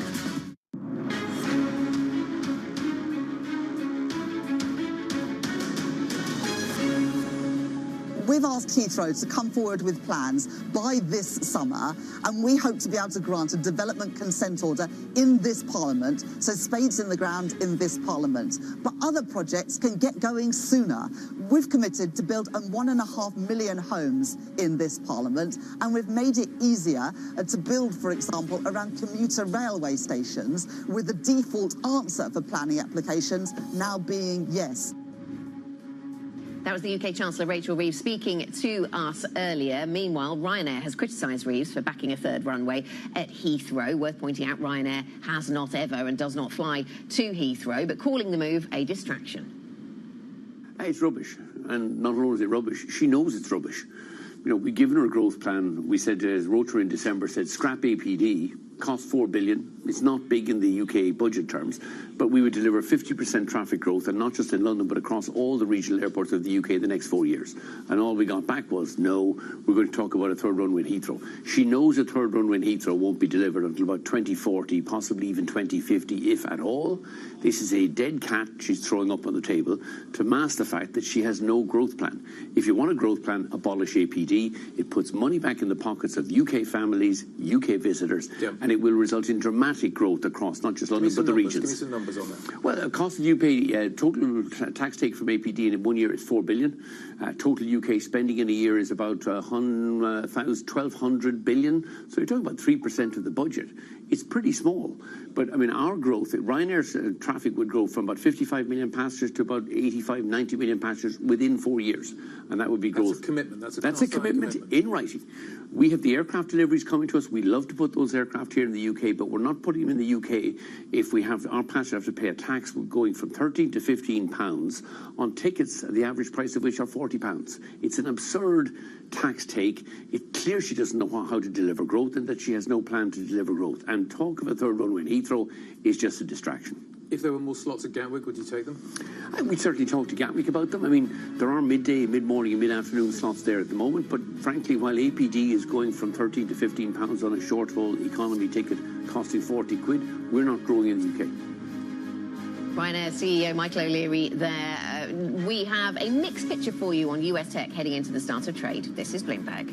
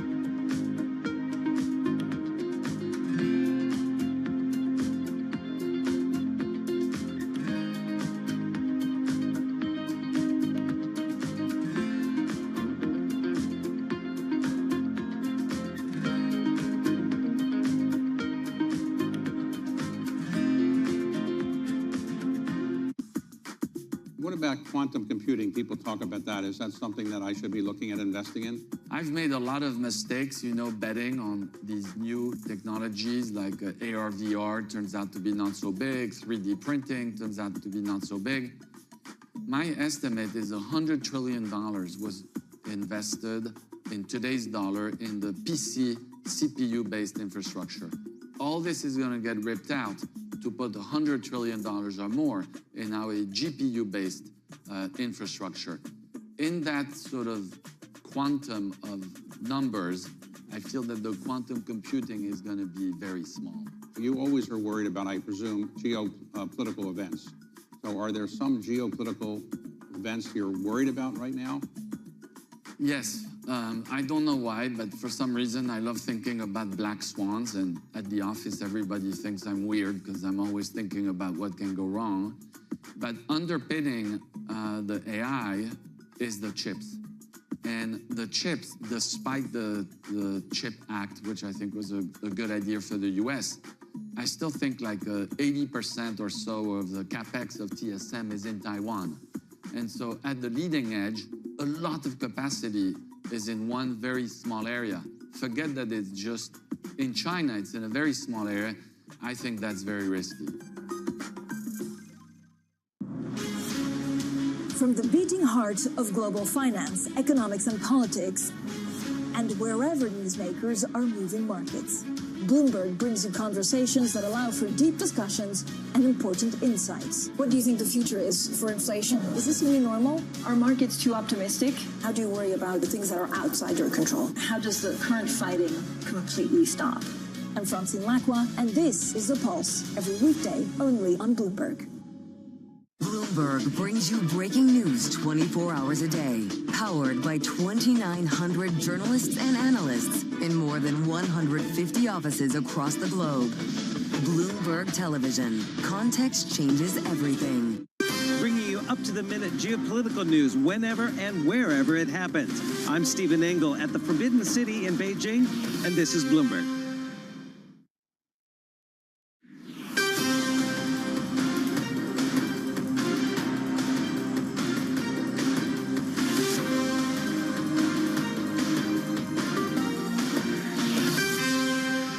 From our global headquarters in New York, I'm Manus Granny with Danny Berger. You're welcome to Bloomberg Brief. Let's set that agenda. Search and rescue continues after a regional plane and a military helicopter crashed midair near Washington, D.C.'s airport. Still spending, Meta and Microsoft hold on to lofty CapEx outlooks. Apple and Intel report earnings next. And the pause takes shape. Chair Powell is in no hurry to lower rates. The ECB expected to cut rates later this morning. Good morning, Manus. Danny, good morning. Yeah, these markets are adjusting to the scale of the pause. It sounds more like a pause from the Fed than just a skip. Tech is higher. Zuckerberg expecting a really big year. Elon Musk of talking about an epic year. So tech is actually, the Mag 7 is getting a little bit of a bounce there this morning. We'll talk more about those results in just a moment. Tariffs come up 140 times on the S&P earning calls. To the bond market, what is the definition of what happened yesterday between the statement and, of course, the news conference? The statement was slightly more hawkish, and then Powell managed to sort of wheel it back. We don't need to be in a hurry to adjust rates, but then, of course, we're meaningfully above neutral. We'll talk about that through the morning, Danny. Rates at 450, bang in the middle. That presser drove stocks at the time, but it is no secret as to what's driving them this morning. It is, as you say, earnings. Microsoft, we're keeping an eye on that this morning. It is falling in the pre-market session. It said that its cloud computing business will continue to grow slowly. It's down about 3.9%. It's struggling to handle demand from its data centers. Okay, well, that's one side. The other side of the market is Meta rising after the CEO, Mark Zuckerberg, predicts, as he calls it, a really big year in AI for the company and hopes its assistant Llama will become the most widely used in the industry. And just to wrap it up with the tech earnings, IBM, that is surging this morning, up more than 7.5%, reporting strong growth in its software business and a solid forecast for free cash flow. Coming up today, we'll talk to Ludovic Subran of Allianz, and later in the hour, Leslie Falconio from UBS on the bond market. But first, we start with breaking news and the tragedy over in Washington, D.C. A regional plane operating for American Airlines collided mid-air with a military helicopter last night near the Reagan Airport there. All flights have been halted amid the ongoing search and rescue efforts. Bloomberg's Anne-Marie Hordern is there at Reagan International. Anne-Marie, what do we know? Well, we still have more than 300 rescue individuals here at Reagan Airport working with local authorities, working with the U.S. government, as now we are entering really a rescue phase. CBS is reporting that 18 bodies have been recovered, and this comes after in the mornings really waking up to a devastating and heartbreaking story from the nation's capital. As you mentioned, Danny, at around 9 p.m. last night, we have this passenger airline plane, a subsidiary of American Airlines, colliding mid-air with a Black Hawk helicopter. This is DCA. You have a lot of military aircraft in the vicinity, and at night you do see these helicopters have these trainings, but it collided mid-air as this plane was about to make a landing. What we know is that there were 60 passengers on this plane, 4 crew members, and the Black Hawk, there was 3 U.S. military personnel. Today is going to be all about all the questions we have as we wake up. There was a briefing in the middle of the night. We did hear from Sean Duffy. He was just sworn in yesterday as the new transportation authority. He said he's going to be working with authorities. There's a lot to review here. We do know that at this moment, the next steps is going to be, of course, the NTSB, the National Transportation Safety Board. They'll take the lead. But as you wake up, a lot of questions about how actually this could happen. We should note, we did hear from the President of the United States, President Trump, of course, his second week in office, twice last night. There was a statement from the White House where the President talked about that he's been fully briefed on the terrible accident that just took place. He wants to thank everyone for the incredible work that's being done. And then a little bit later in the evening, you can tell the president was frustrated. He talked about the fact that the airplane was on a perfect and routine line of approach to the airport. The helicopter was going straight at the airplane for an extended period of time. It is a clear night. There's all lights. Why didn't the helicopter go up or down? Again, everyone in Washington, D.C. waking up with a lot of questions and a lot of heartbreak. Anne-Marie, good morning. As that search and rescue continues, the Pentagon and the Army have launched an investigation. Just give us a sense of how difficult that search and rescue operation is, given the weather conditions and the logistics. It is incredibly difficult, and I'm sure you can see all the lights behind me now in the Potomac River. Not only did this happen very late at night, but remember last week there was frigid temperatures here in Washington, D.C. You did see some of the ice yesterday start to melt in the river because we did have warmer weather, a little bit balmy weather, but yesterday you had these freezing cold weather. So it's making this incredibly difficult, even though this river is not that deep. It's icy and it's muddy. So this is a very difficult rescue mission right now, and that is why you're going to see also the airport closed at least minimum till 11 a.m. today. Anne-Marie, thank you very much. Our thoughts go to everybody involved in this tragedy. Anne-Marie Hordern in Washington. Other stories trending on your Bloomberg terminal this Thursday morning. To France and Germany, they've contracted in the fourth quarter of the last year, with Germany's GDP falling 0.2% and France falling 0.1%. It's attributed to a collapse in government confidence among businesses, consumers, and investors betting on ECB interest rate cuts. Deutsche Bank shares are falling in the German trade this morning, down 2.5%. Fourth quarter pre-tax profit missed estimates with higher costs. CEO Christian Sewing may cut underperforming units to improve profitability. Bloomberg spoke to CFO James von Moltke earlier. One is very high non-operating costs this year, and obviously we're unhappy about that level. Altogether, about 2.6 billion of non-operating costs, of which 2 billion had to do with litigation matters, and in fact there were 3 items that were the largest part of that. So that's obviously something we're not happy with. Tesla reassured investors after revealing plans to begin robo-taxi operations and forecast a sales recovery this year. Elon Musk predicted what he called an epic period of growth for the company. The comments largely sidestepped the actual sales and profits results, which missed expectations. Meta is gaining in the pre-market trade after CEO Mark Zuckerberg outlined some bold AI plans. Here's what he had to say in that earnings call. This is going to be a really big year. I know it always feels like every year is a big year, but more than usual, it feels like the trajectory for most of our long-term initiatives is going to be a lot clearer by the end of this year. In AI, I expect that this is going to be the year when a highly intelligent and personalized AI assistant reaches more than 1 billion people, and I expect Meta AI to be that leading AI assistant. Tom McKenzie's been tracking the results. Tom, listening to Zuckerberg there, I mean, it was a broad conversation. It was one of conviction, and it was one about monetization. The question is, do you think he did enough to convince the market that his CapEx is going to deliver the ROI? That is the key question still, isn't it, Manus? Look, any sense that these executives, whether it's Meta or Microsoft, are walking away from their commitments around AI spend, you have not been getting any sense they're walking back on that. In fact, what we heard from Zuckerberg is doubling down. He expects to be spending hundreds of billions of dollars on CapEx around AI infrastructure in the years ahead, and setting himself and the team there at Meta a very ambitious goal to have these AI agents and for Meta to be leading the way. 1 billion customers by the end of this year. So that is the test for Meta by the end of this year, to get these AI agents into the hands of customers and businesses. They're also helping to build out their own AI agents, to build out engineering within Meta. The play has always been this. They have open source models. They get to see how developers iterate and build on those. They incorporate that back into the models. They feed that then into their products, social media and advertising. They raise revenues, increase margins, and use that spend to build out on hardware around the glasses, other products at the lab part of the Meta business, but also on that AI infrastructure. But that is the test. And one analyst said, look, this could end up being a picture of bloated spending from Meta versus visionary spending. It seems like 2025 will be the key test.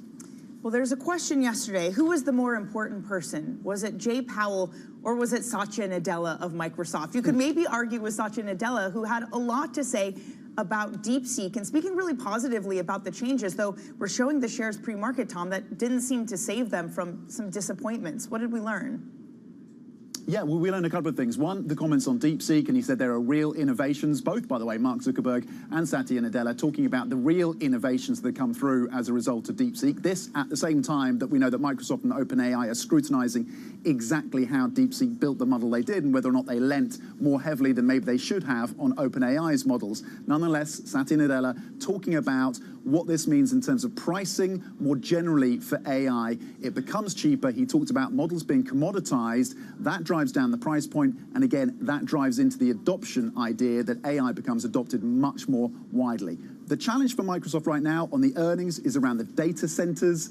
They still haven't built out enough to meet the demand that they're getting. They're projecting data center growth of about the same level that they got in the previous quarter. Interestingly, they have about $300 billion worth of commitments for their clients and customers, but they need to build the data centers to meet those commitments, and that's where there is still a gap for Microsoft. Yeah, well, you just look at the scale of commitment on CapEx. We've got Apple and Intel coming up. Now, Tom, we've already had some sort of warning signs about China, so that's going to be incredibly important, but also the adoption of iOS 18. So just set the stage for us. Yeah, and look, Apple has had 5 downgrades from analysts just in the last month because of concerns about the AI prospects and proposition for Apple and whether it's going to be enough actually to drive customers to their newest handsets and their newest iPhones, the iPhone 16. Then, of course, there's the competition in China with those domestic players increasingly sophisticated, increasingly competitive, and challenging them on price as well. And we know that sales in the Chinese market of iPhones have been slowing. So we're looking at the China part, and we're looking, of course, at whether or not that AI play is going to come through for Apple. On Intel, it's going to be less about the numbers and more about who's going to be the next CEO. Changes at the top. Pat Gelsinger, no longer CEO. Who's lined up and what are the board and management changes at Intel? Tom, we appreciate the update. That is Bloomberg's Tom McKenzie. Coming up, it's ECB Day. We're going to unpack what to watch. Lizzie Burden is live over in Frankfurt. We're also going to catch up with Ludovic Subran of Allianz. Up next on your brief.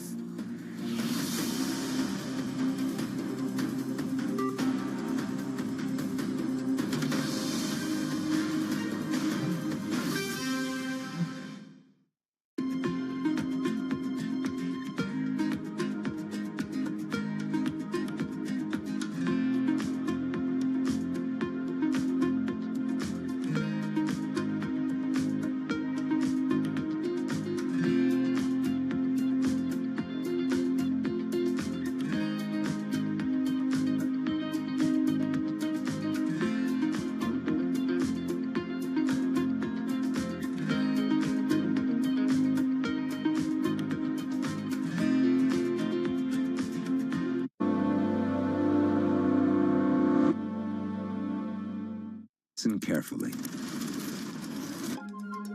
Can you hear the rhythm in the markets? Not just in the syncopations triggered by inflation, but in the preludes leading to global elections, in the dissonance that moves the Nikkei, and the rising course conducted by AI. There's music in the markets, and if you want to learn to listen for it, we'll show you how. Bloomberg brings you breaking news 24 hours a day, powered by 2,900 journalists and analysts in more than 150 offices across the globe. Bloomberg Television. Context changes everything.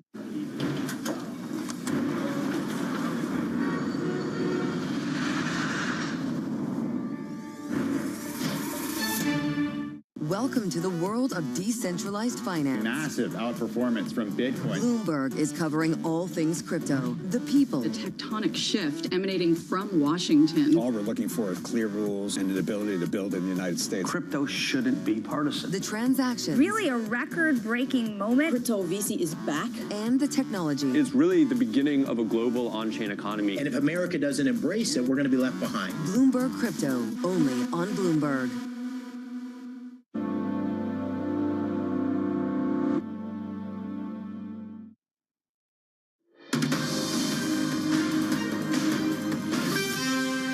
It's your Bloomberg Brief on this Thursday morning. Danny Berger and Manish Cranny in New York.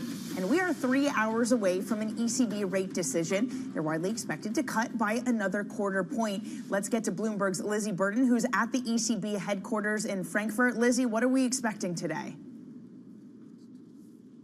Well, hey, Danny, it's unanimously expected by economists, fully priced by markets, that we're going to get a quarter-point cut from the ECB today. The reason being that they need to resuscitate the euro area economy. We just had that miss on fourth quarter GDP, the preliminary number coming through. We already had weak prints out of France and Germany before that, reflecting this weight of politics on confidence in those two big economies, the two biggest in the region. But look, a majority of economists aren't expecting Christine Lagarde to give hints on the future path for rates, even though many of her governing council over in Davos were telling us that they're expecting a cut in March as well. Why March? Well, by then we'll have more understanding, hopefully, about Trump's tariffs on Europe. We'll have the result of the German election. We'll have the quarterly forecasts as well. But it's April that really is the battleground. This is where the divergence opens up between economists' expectations, they see cuts at every meeting to June, and the market expectation, because traders have been paring their bets on ECB cuts, and actually they see potentially a pause in April. And if you look at the governing council, you've got doves like France's François Villeroy de Gallo saying he's comfortable going to 2% by June, but the likes of the Netherlands' Klaus Knot not so comfortable with that. And as we get towards 2%, where many see neutral lying, that's when things start hotting up. So really today the focus on the guidance, and especially how they talk about restrictiveness. Do they drop the language of saying that policy is restrictive? That could be a really important hawkish signal today. Okay, Lizzie, we'll look forward to that and the press conference a little bit later on. Lizzie Burton in Frankfurt talking about the resuscitation of Europe. That's not the situation, of course, here in the United States of America. We had the Federal Reserve yesterday. Ludovic Subran, chief economist for Allianz, joins us. Now, we are a fundamentally divergent story relative to what's going on in Europe. We'll come back to Europe in just a moment. When you reflect on the Fed yesterday, some people have sort of said it was a placeholder. For me, it was Powell avoided the dreadful drop that he caused in December.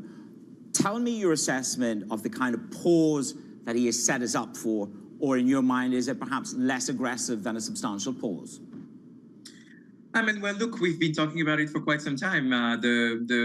The inflation risks of President Trump policy playbook are there. And so the terminal rate of the Fed will be at 4%. So I think the pause could actually be a bit longer than one would expect. And this is the hawkish comments yesterday were actually also anchoring this idea that there could be a two-skip phase, and maybe, maybe the one we saw last year was the last cut. I'm a bit more optimistic. I think there is still room for the Fed to cut 1 or 2 more times between now and June. but then we're done. And I think this is really what matters. What matters is we're done, and then we're going to have a transatlantic spread of about 200 bips. So that really creates a big question mark about capital flows, and certainly about U.S. exceptionalism versus Europe being trapped. Yeah. So the Fed meeting yesterday confirmed the fears of Trump's 5Ts. Yeah. There is a feeling, though, that central banks at this moment are just a sideshow. It's not just the Fed, it's global central banks that have to grapple with how much could change with Trump fiscal policy and tariffs. Canada, it's the most acute. Let's not forget they had a rate decision. Tiff Macklem, the BOC governor, saying we have a lot of uncertainties out there. It just didn't seem very useful to provide guidance. We don't know what the U.S. is going to do, and even when we do know more, we're going to have to do some work to figure out exactly how that's going to play out through the economy. Ludo, do central banks even matter at this point? Because everything they're saying could change just as soon as we hear from Trump deciding to unleash 25% tariffs, or even more or even less. Who knows? This is an excellent question. I do think that central banks are in the back seat, but they are the one who have the ultimate safety belt, both in the US and in Europe. And in Europe, it's about keeping dry powder and not going too low if situation were to worsen a bit more. In the US, it's about providing this certainty for bond vigilantes, especially that the Fed is doing things in their right mind when it comes to facing inflation and avoiding a 94 situation again, a 1994 situation again. So somehow, after a super electoral year, this year is about policy implementation, and we see policy volatility explode. So the central banks have to take a bit of a backseat and see how things play out, but they are the ultimate cushion for everything. And so people are looking at them to continue to provide this long-term stability. I'm not talking about forward guidance here. I'm talking about them making sure they are within their mandates. In the job market for the US, and certainly financial stress for Europe, people are listening to these weak signals coming from those speeches to make sure that they know what they're doing if policy chaos actually continues and even gets worse when it comes to market reactions. It's interesting when you talk about the potential for policy chaos. Before Christmas, we were talking about stagflation. This week, we're talking about potential Greenspan paradigm shift moment in AI and disinflation. Is stagflation risk still live? Not for me. Not for me. I don't think stagflation is the issue. I think because for easy reasons. In the US, because the risk is really an over-tightening cycle that will end up with a deflationary recession. And in Europe, because inflation is nowhere there, at least not enough. And you see the numbers in Q3 for core European countries. We're already at zero growth at best in Italy and negative territory for the others. So I don't think stagflation is the problem. The problem is really how do you avoid recession, and how accommodative central bankers are ready to be to avoid recession when there is indeed something happening on the fiscal side that is quite erratic. I mean, the predictability of the fiscal situation of the US, of Germany, or of France is extremely low right now, because we have a new chancellor in one, because we have an inability to have a budget in another, and of course in the US, because between what is happening on the Dodge and what's happening on the actual promises for taxes and so forth, nobody can do an actual forecast. So the error of forecast in fiscal policy, I think it doubled or tripled in the past few months. And so, of course, everybody's looking to central banks saying, okay, are you still there in case something goes wrong on those sides? And we saw that also in the UK and so forth. So that's where the responsibility shift has changed. But I'm not so worried about stagflationary recession. Ludo, I just got to squeeze this in because we're running up against a break. Just about 30 seconds here. I just want to know what you make of Powell's strategy about fiscal policy, just as saying, it's all wait and see, saying that we don't judge it, when the central bank in their last decision, we learned that some people were already prejudging it. Just quickly here, Ludo, is that the right method, the right line for Powell to take? No. No, I don't think we should do that. This is like when we look at forecasts for OECD or IMF or European Commission and we say it's ex-ante policy. No, we have to have scenarios and be very conservative on the policy to be able to do a proactive monetary policy. So I do think policy mix needs to be in the decision function of central bankers. We cannot wait and see. No, I disagree with that method. Yeah. All right. Well, that was succinct and very clear. Tell us what you really think, Ludo. Thank you so much for joining us. We always really appreciate it. Ludovic Sebran of Allianz. Manis, a quick check on gold, because we are just a whisker away from an all-time high in gold. It was helped that Powell decided to take a more dovish tone than the presser. $2,800 on the gold futures.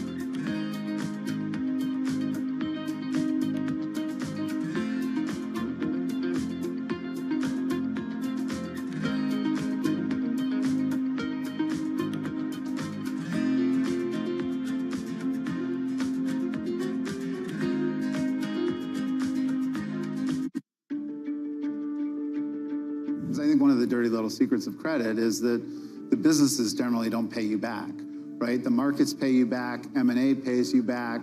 So what is the most important thing is to always make sure that the borrower is worth more than the loan. And as long as the borrower is worth more than the loan, then it might be a rocky ride, but you're going to get your money back. And this world where there's these disruptive companies that have, let's call it 100, 200, 300 million of ARR, are looking to not raise equity capital because of the fact that they raised it in 2021 or 2022, and no one really wants a down round. But there's a lot of capacity in the capital structure to have, let's call it a structured solution. We think that there's a lot of opportunity with those businesses.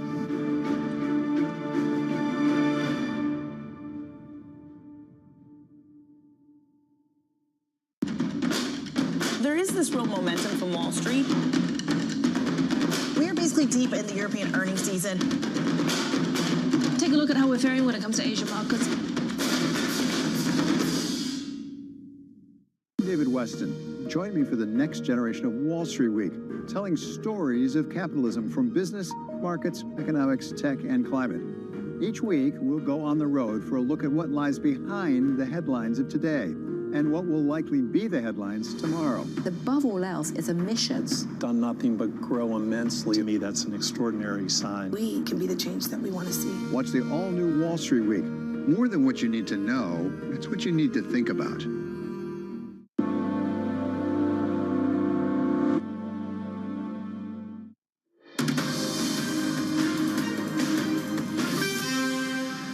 Get you some front page news this morning. First up, the New York Times leading with President Trump planning to hold migrants at Guantanamo Bay.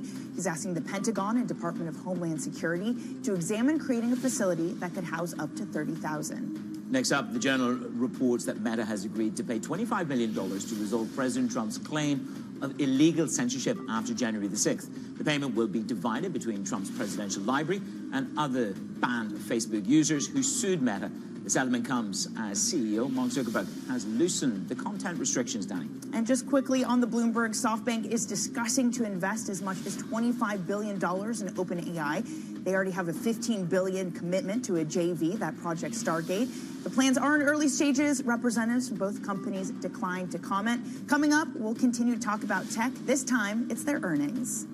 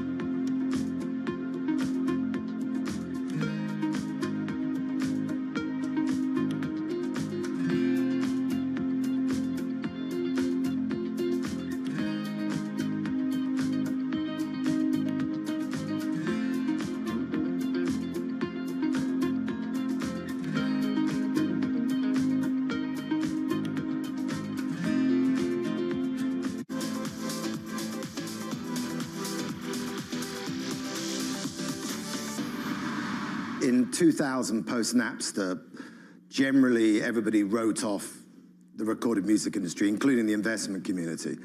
And I didn't mind that chapter because then I got left alone. And actually, I think out of that period, we started to create better art because the pressure wasn't on from the technology to be the most powerful chapter. And then iTunes came in, and iTunes, to Apple's credit, did have a boutique taste mentality about the store, which meant that I think they understood. I can tell you from that period that the artists that came through were of a very high quality because it was encouraged to be boutique. Now, ironically, this chapter has made us more money times 5 than the iTunes chapter and the post-Napster chapter. But an algorithm tells you what you want. not what you might like. And there's a difference between what you want, but with streaming, the downside is you have incredible penetration, and we have hundreds of millions of people around the world. And so that has been very lucrative as a business.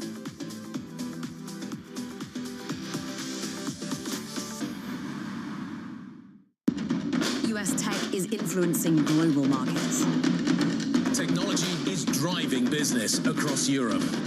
Companies in Asia are betting on tech.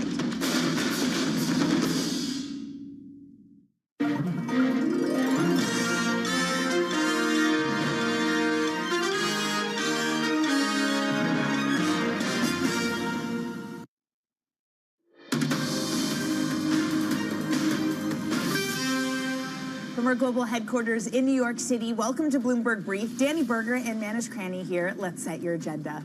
Search and rescue continues after the regional plane and a military helicopter crashed mid-air near Washington, D.C. airport. Still spending, Meta and Microsoft hold on to lofty capex outlooks. Apple and Intel up next. And the pause takes shape.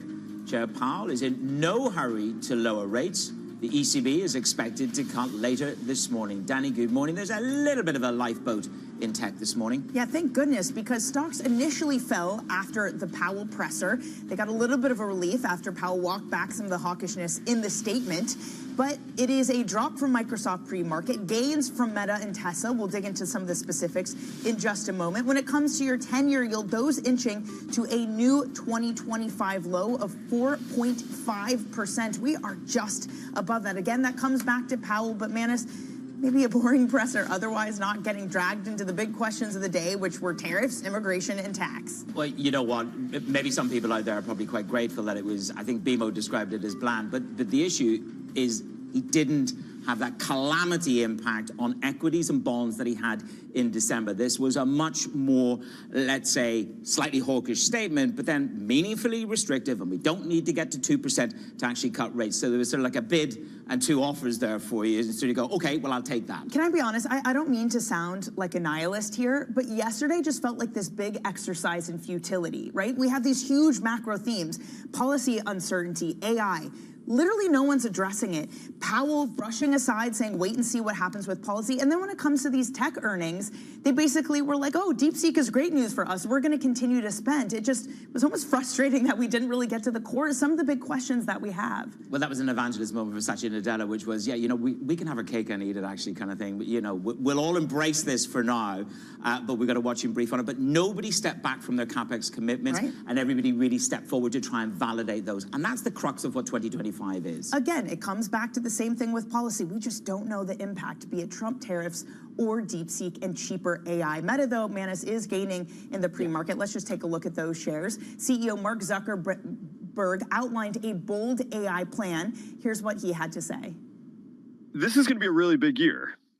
I know it always feels like every year is a big year, but more than usual, it feels like the trajectory for most of our long-term initiatives is going to be a lot clearer by the end of this year. In AI, I expect that this is going to be the year when a highly intelligent and personalized AI assistant reaches more than 1 billion people, and I expect Meta AI to be that leading AI assistant.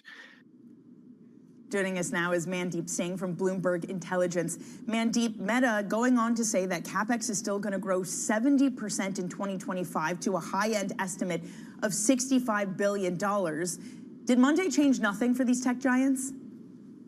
Well, so if you read the tea leaves, I think Microsoft hinted maybe, 2025 is going to be the year of peak CapEx, and they will start to see a gradual tapering. In the case of Meta, I mean, clearly they think there is still a lot of runway. They should be investing in infrastructure, and, the comment about Meta AI assistant rolling out to 1 billion people. So clearly they are not budging right now, but they did acknowledge, the DeepSeek development, and it was positive for open source. So to my mind, maybe Microsoft is thinking, how does this translate into cloud revenue? And they gave a $13 billion run rate number, which was very impressive. But the overall Azure growth was mostly in line with consensus. And that's why you saw that small negative reaction. Mandeep, good morning to you. Yeah, 2025 is going to be about the democratization in multiple fronts, but it's also going to be about the adoption. The justification was the big issue for us all through the week talking about this. And earlier with Tom say it's about bloated spending or visionary spending. After the results, what do you think we've got? Well, so I think in the case of Microsoft, it's very clear how they are monetizing that spend. So if they're spending $80 billion on CapEx, and they're telling you, $13 billion run rate in AI inferencing workloads and the GitHub Copilot revenue, the Office Copilot revenue, it's very clear how that's translating into revenue. In the case of Meta, it's all in the ad pricing. I mean, it grew very impressive 14%. The overall ad impressions came down to 6%, which I was a little surprised about, given, TikTok uncertainty should have helped engagement for Instagram Reels and their family of apps, and it should have translated into higher impressions growth. But clearly, Meta is benefiting when it comes to the ad spend and the growth that they are showing.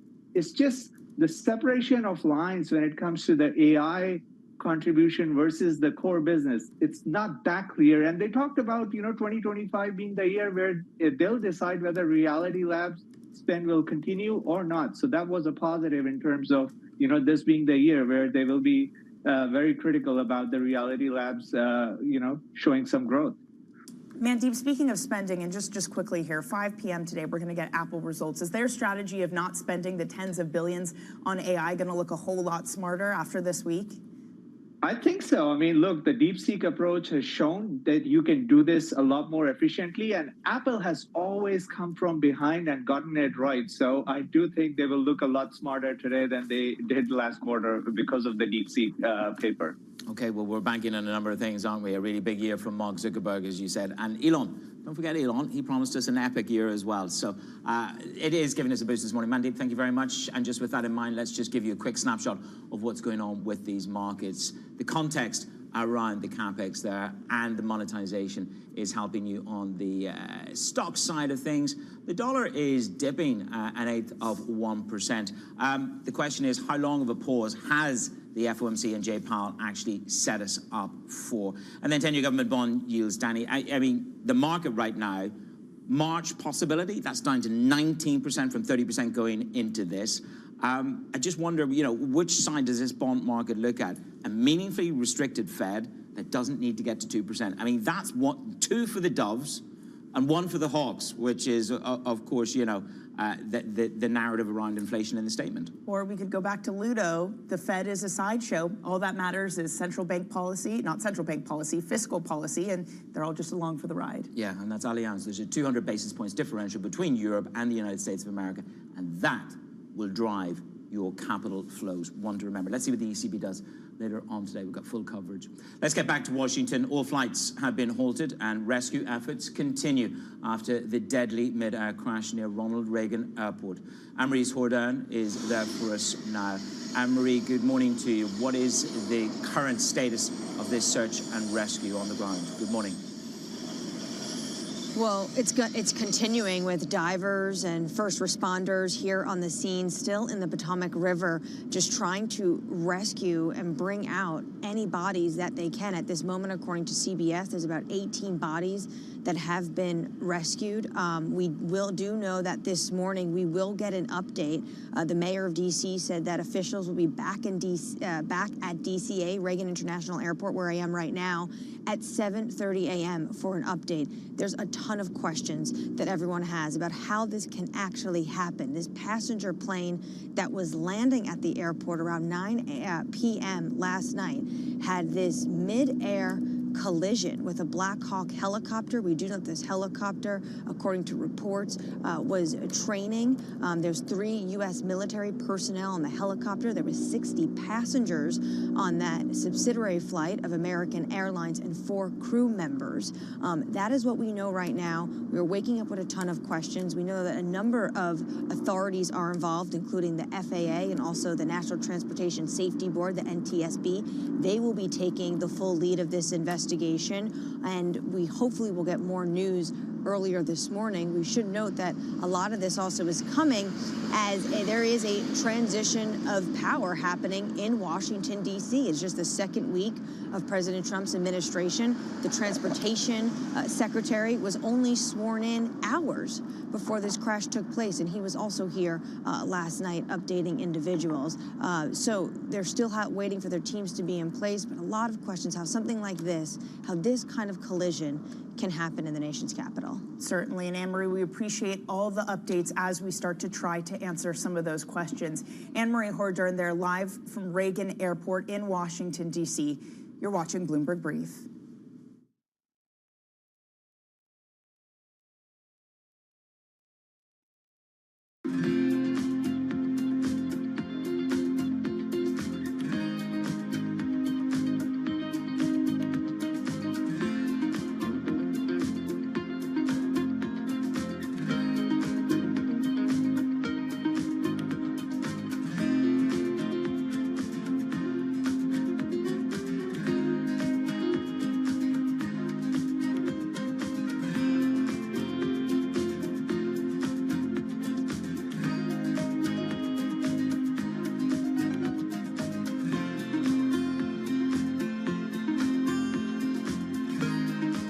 From our studios in New York and San Francisco, our expert hosts have the data and analysis from the companies you know and the startups to watch, plus the interviews you don't want to miss. Watch Caroline Hyde and Ed Ludlow on Bloomberg Technology, the only daily business show dedicated to tech, right in the middle of the trading action.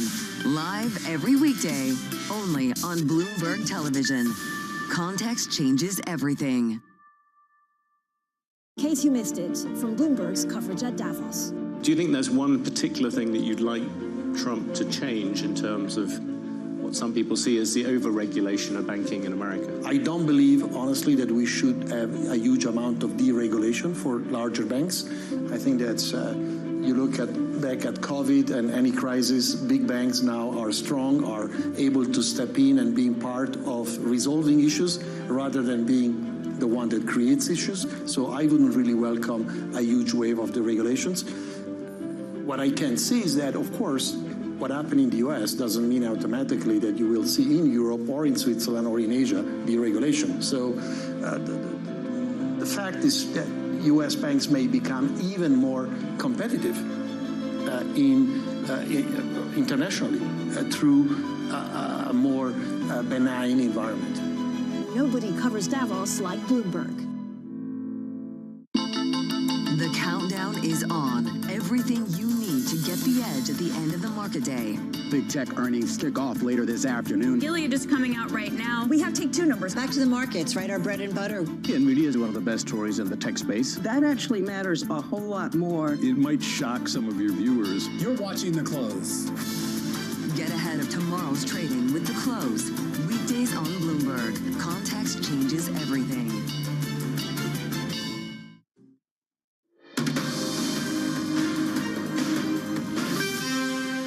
It's your Bloomberg Brief. Danny Berger and Manus Cranny in New York.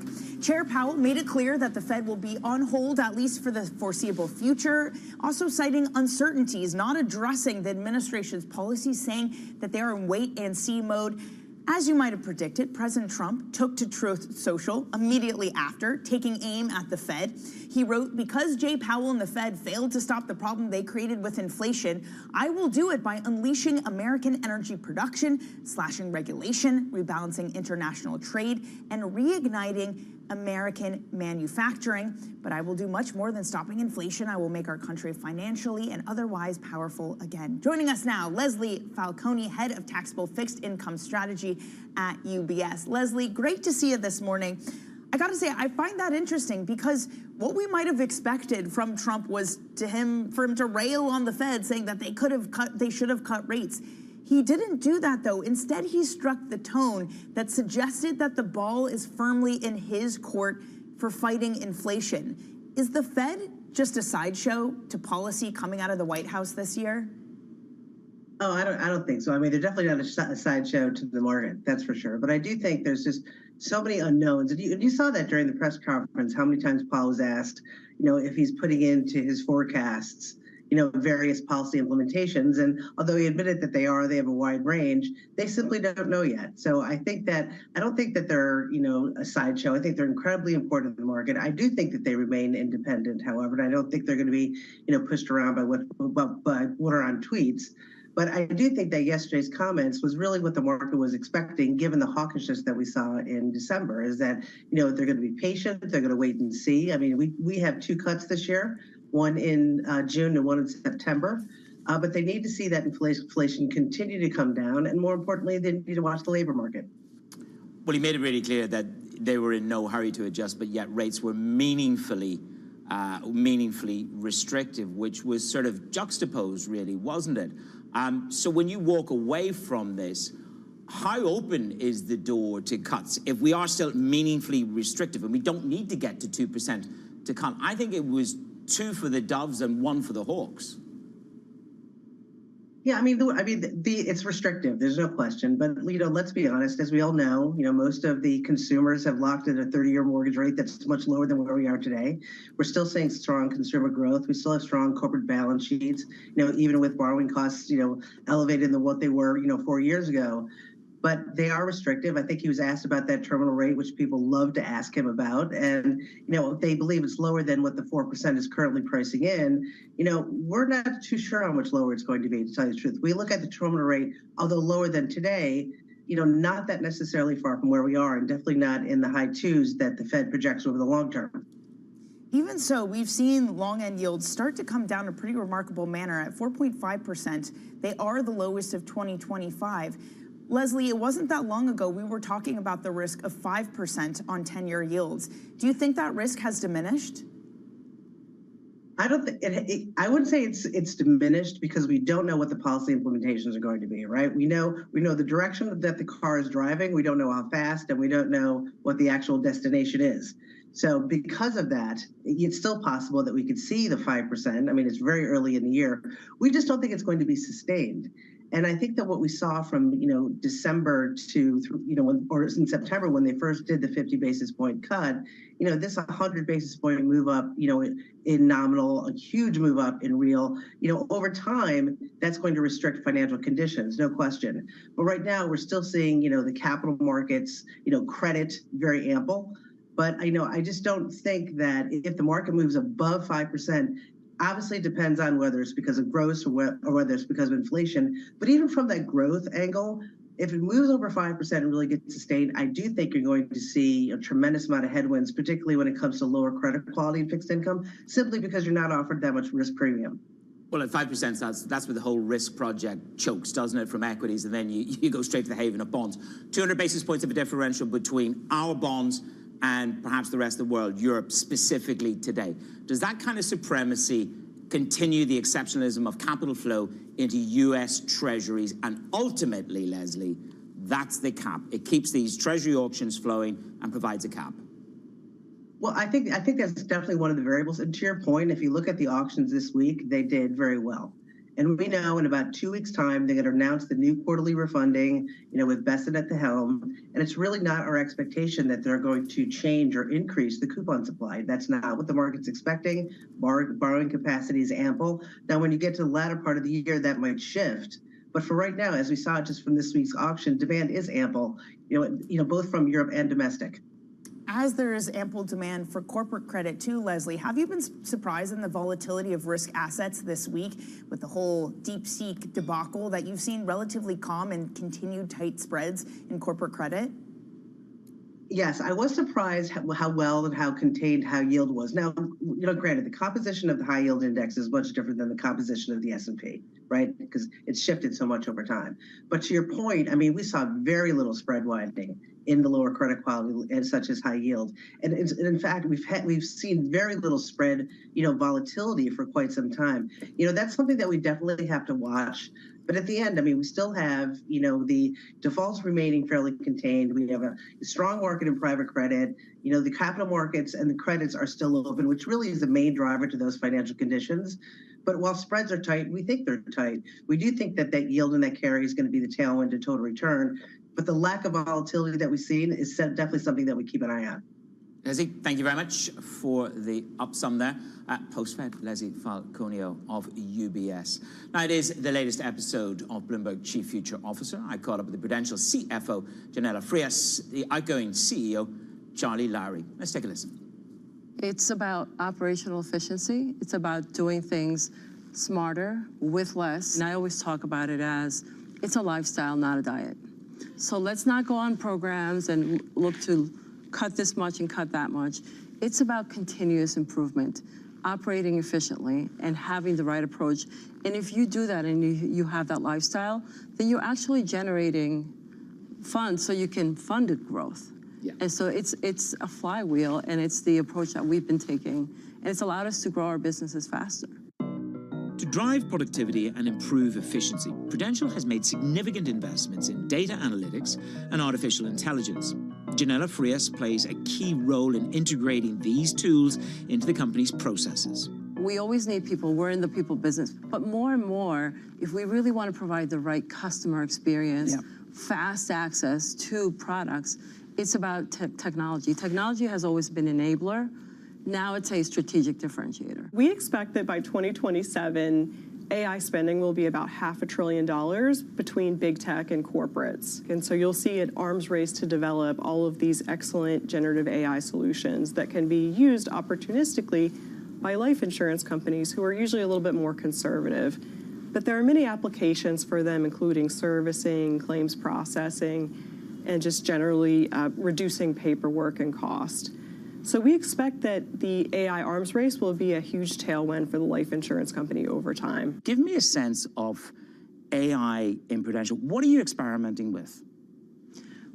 A few areas. One is around customer experience. In our individual life business, our underwriting process has gone from about 20 days to minutes. In our group business, we have partnered with a number of different fintechs to really improve customer experience, to bring on board capabilities, things like claims management, where we can process a disability claim faster and help people get to work faster. How much productivity uplift are you getting and will you get? We're probably getting 10% at this point, but I think over time that is where the value is, and it will then allow us to take our capacity in the form of people and redirect it to more value-add activities. In a nutshell, it means turning the menial into meaningful. It can be both a huge saver of time, but it can also provide real insight.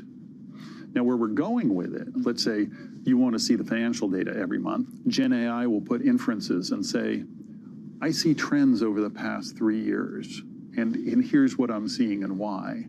And it will provide prompts for our managers to think about different issues that they might not see, sort of connecting the dots.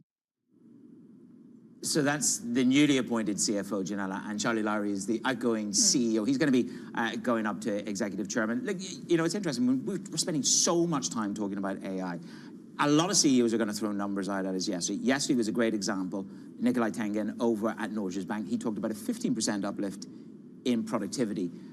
I'm asking them, what does productivity mean to you? And that's about making massive data decisions on an actuarial level. So I think they've got a little bit more validation, maybe relative to Nikolai. I don't know what the basis for his 15% uplift was. Yeah, I mean, I listened to something like that. I'm like, what does 15% more efficient means? We're just kind of like racing to something, and I feel like we don't know what the end game is. But I also wonder, I know you spoke to them before the DeepSeek news, how consequential would it have been for someone like Prudential to have access to that kind of capability and not have to spend as much? They've been able to take massive actuarial decisions back, looking at data that takes you 2-3 days to actually make a significant decision. They've now got that down to a matter of hours, and in some cases on the insurance side, minutia, minute moments of decision. There you go. You can catch that program. It was out last night, and there's more of it to come. And coming up, you got it. Tech earnings and another little bit of a rate decision for you. Context matters on Bloomberg every day.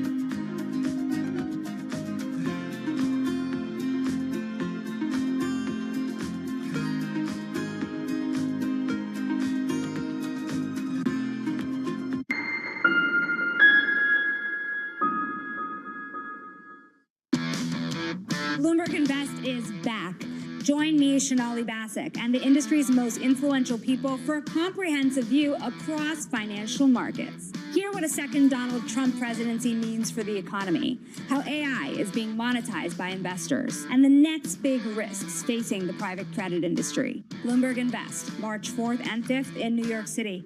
Register your interest to attend at bloomberglive.com/invest. It's a multi-trillion-dollar industry. We'll show you what's happening in ETFs like no one else. ETF IQ, only on Bloomberg. From the world of politics to the world of business, Joe Matthew and Kaylee Lines deliver news, insight, and analysis live 2 times a day, every trading day. Balance of Power at 1 and 5 Eastern, only on Bloomberg. Asia is at the forefront of some of the world's biggest stories. I'm Sherrian in Tokyo. And I'm Heidi Stroud-Watts here in Sydney, where the trading day begins. We're here in the center of all the action to get you set up with the numbers, news, and knowledge you need for the day ahead. The demand is indeed recovering. We've been waiting for this moment. The opportunity of a century. Join us on Bloomberg The Asia Trade. Weekdays only on Bloomberg TV. Context changes everything. Bringing you up-to-the-minute global news whenever and wherever it happens. I'm Joanna Versace in Davos, Switzerland, and this is Bloomberg.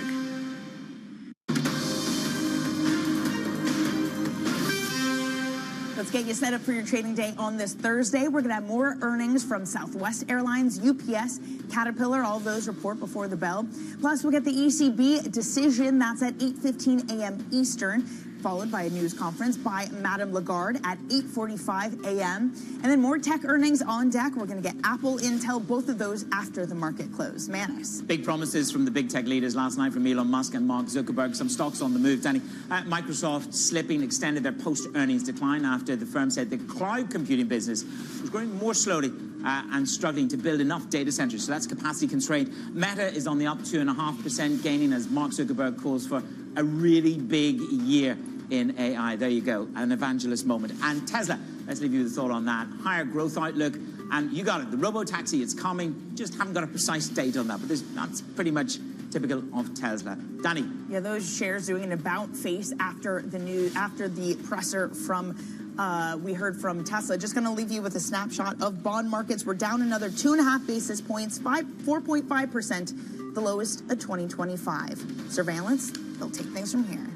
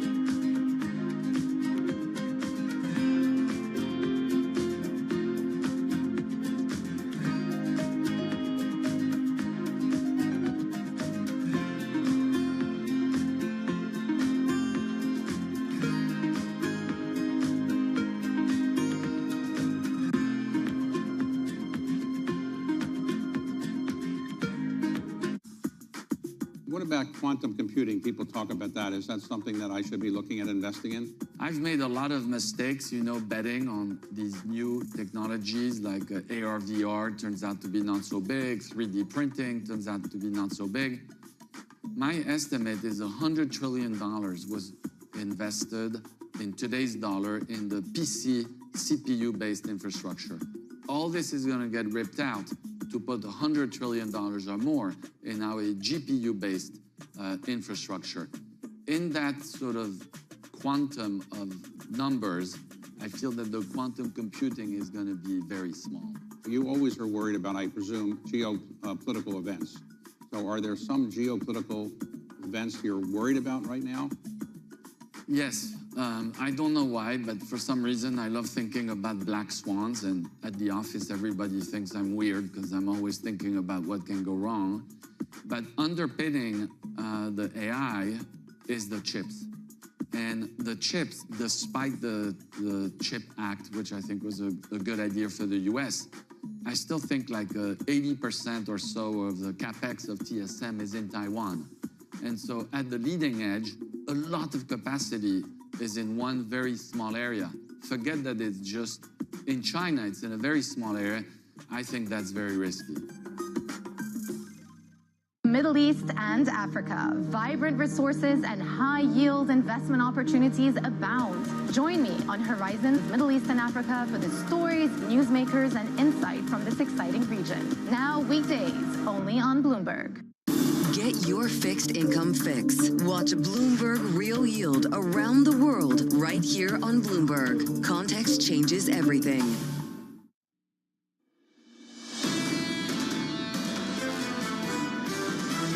Today, the Federal Open Market Committee decided to leave our policy interest rate unchanged. We do not need to be in a hurry to adjust our policy stance. This is a Fed that's not in a hurry to take any further actions. This is the articulation of the pause, and he outlined those reasons. I think the decision was well understood, and I think justifiable. Leaving all options open for the next couple of meetings seems like the prudent way to go at this stage of the game. It wouldn't surprise me if the Fed is tempted to stay on hold until the summer. This is Bloomberg Surveillance with Jonathan Farrow, Lisa Abramowitz, and Anne-Marie Hordern.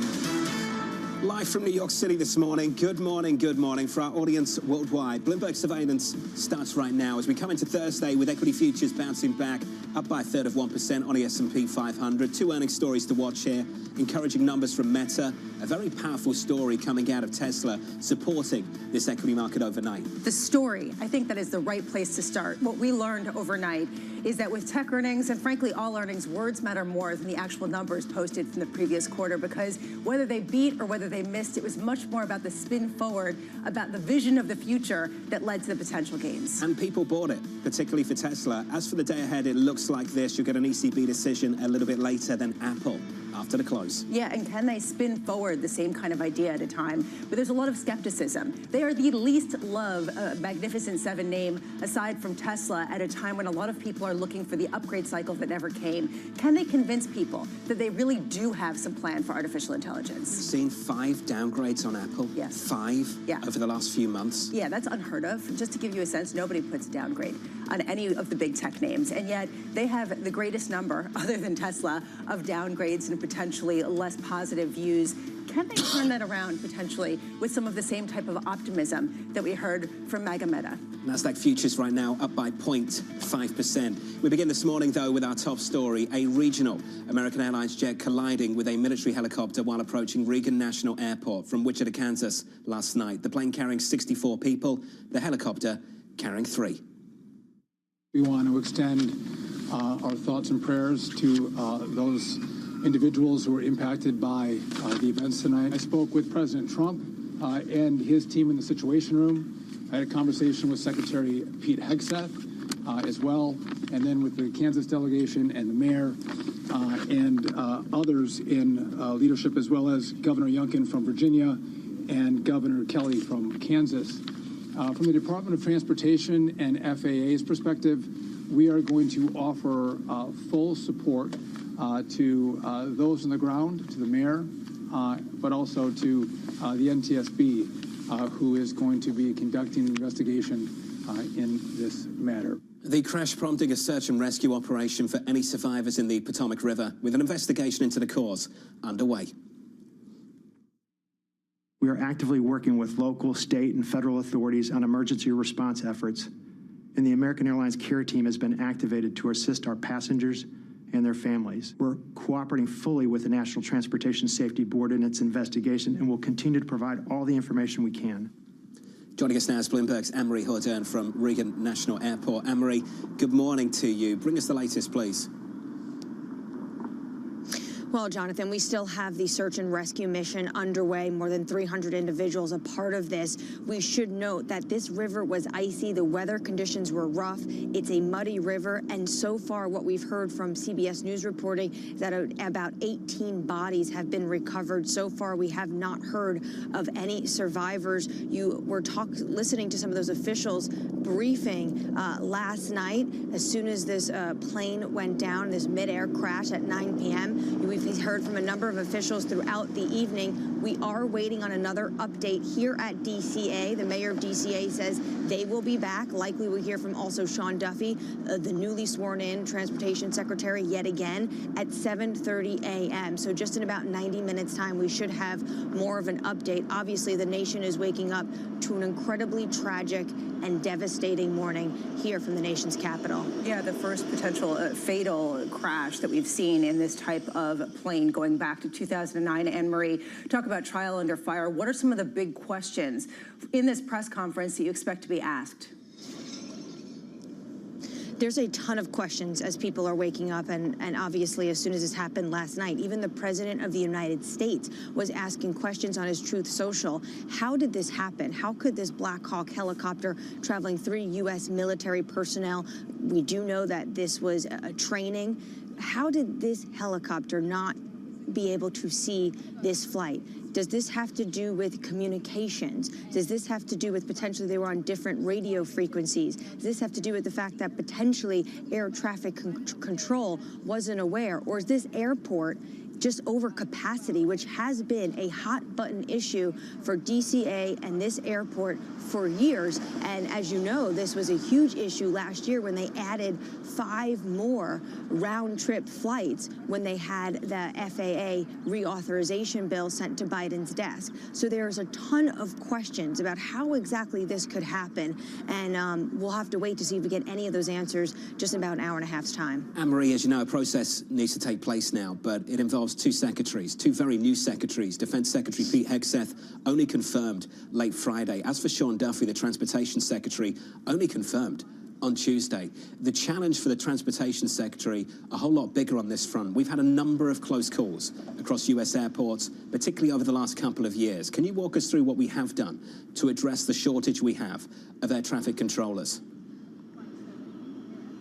A number of close calls, and that is why you have seen also the FAA take a ton of heat. And we should note right now, Whitaker has stepped down, the head of the FAA, Mike Whitaker, in December. We're still waiting on a new FAA head. So it's a great point to bring up that this is going to be a huge investigation, a huge undertaking for a brand new team, and some members of that team are not even in place yet. What we have seen happen is last year when you had this FAA reauthorization, it's a $100 billion measure sent to Biden's desk. He was signed. There was bipartisan support for this. What they did do is they added more FAA traffic control jobs. And they put in a provision that actually they would need to work for the next 5 years to get it to the highest level of staffing. But again, this money and this bill only happened in the spring of last year. So we're still waiting on a lot of that to filter through. And in DC, I will just say again that this has been a huge issue in terms of to get that bill across the finish line, more money for air traffic control. They added 5 more flights here. This airport is many local congressional representatives, senators would say that they didn't want to see that happen because they just feel that this airport is too oversubscribed. You do not just have commercial airplanes landing here all the time. We are just south of the Pentagon, and we are across the river from the nation's capital. There is a huge presence of military personnel that also operates along this river, and that is why this is going to be a serious investigation, not just for the Transportation Authority and the new Secretary Sean Duffy, but also, of course, the DOD. Anne-Marie, appreciate your time. More from AMH throughout the morning down in Washington, D.C. Expecting a news conference to take place at 7:30 local time, so about 1 hour and 20 minutes from now. I want to share a quote with you from back in 2023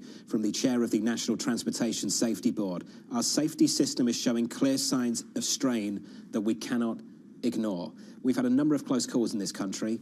We don't know what's happened here. As we said repeatedly, a process needs to take place. But we've had a number of close calls, and they're aware of where the strain is, and we've got to do something about it. So what's the plan? And talk about a new administration just newly minted, as you outlined.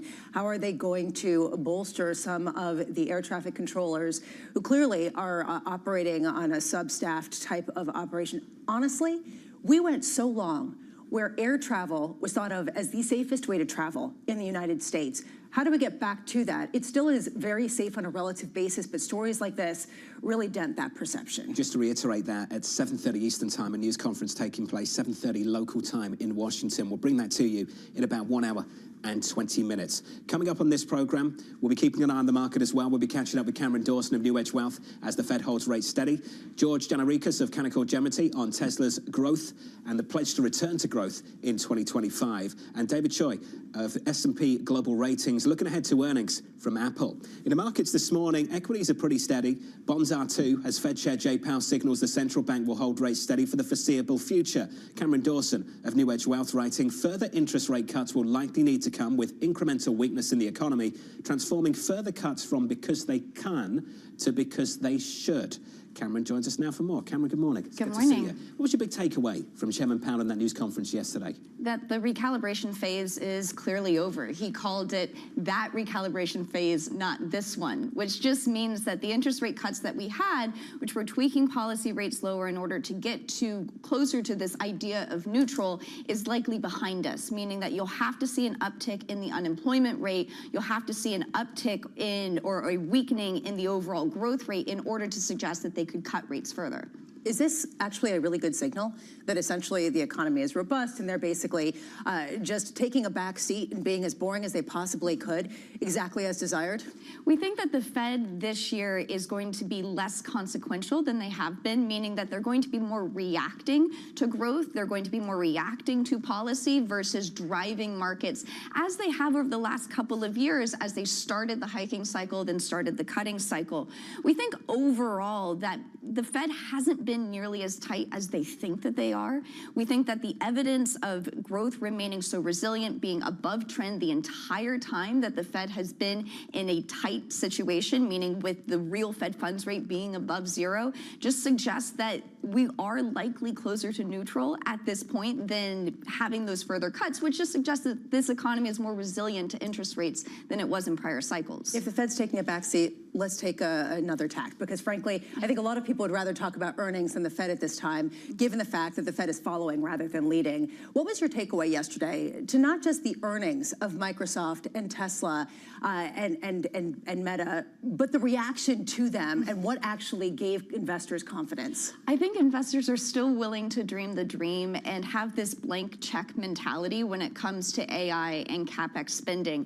But the thing that jumped out to us most in Microsoft's earnings was this use of the word commoditized, that some of this AI will become commoditized. It will become something that everybody has. And the question that we have is that what will the return on invested capital be for a commoditized product? Very, very different than the monopolized businesses that you think of Microsoft within word processing, or you think of Google within search, or Meta within social networking. These are monopolized businesses or near monopolies that deliver huge returns on invested capital. They have 80% gross margins, 50% operating margins nearly for Meta, which just suggests that maybe AI ROICs could be lower.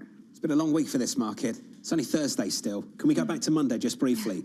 On Monday, Lisa, me, pretty much everyone on the show was talking about whether the CapEx narrative would be challenged. Meta came out and basically doubled down on the whole thing. Now, I didn't expect the C-suite to change. The question we asked is whether investors would lose patience. There's no sign of that this morning. The stock is up. Will investors keep patient with these companies as they spend tons of money on these projects? I think as long as they can keep Googling Jevons paradox, maybe they'll keep being patient. I think what's given people the ability to give Meta the benefit of the doubt on this CapEx is because their top line is growing so much. And the key story for Meta is that they're using AI in order to be able to drive top line faster. Look at the growth in advertising pricing. It was up 14%. That's more than double what the street expected. And that likely is a function of the fact that they're using AI to monopolize more of our eyeballs, to demand more of our attention. Now, if top line begins to slow, and Meta is 98% advertising, which means it's a cyclical business. If top line begins to slow, I likely think that you will see less benefit of the doubt on this CapEx because it won't be able to be absorbed as much given the strong profit growth. It's not getting much of a cyclical test right now if you're looking at the numbers out of that company. On any level, whether it has to do with the cyclical aspects of the AI cycle or the economic cycle. But that's a fascinating point.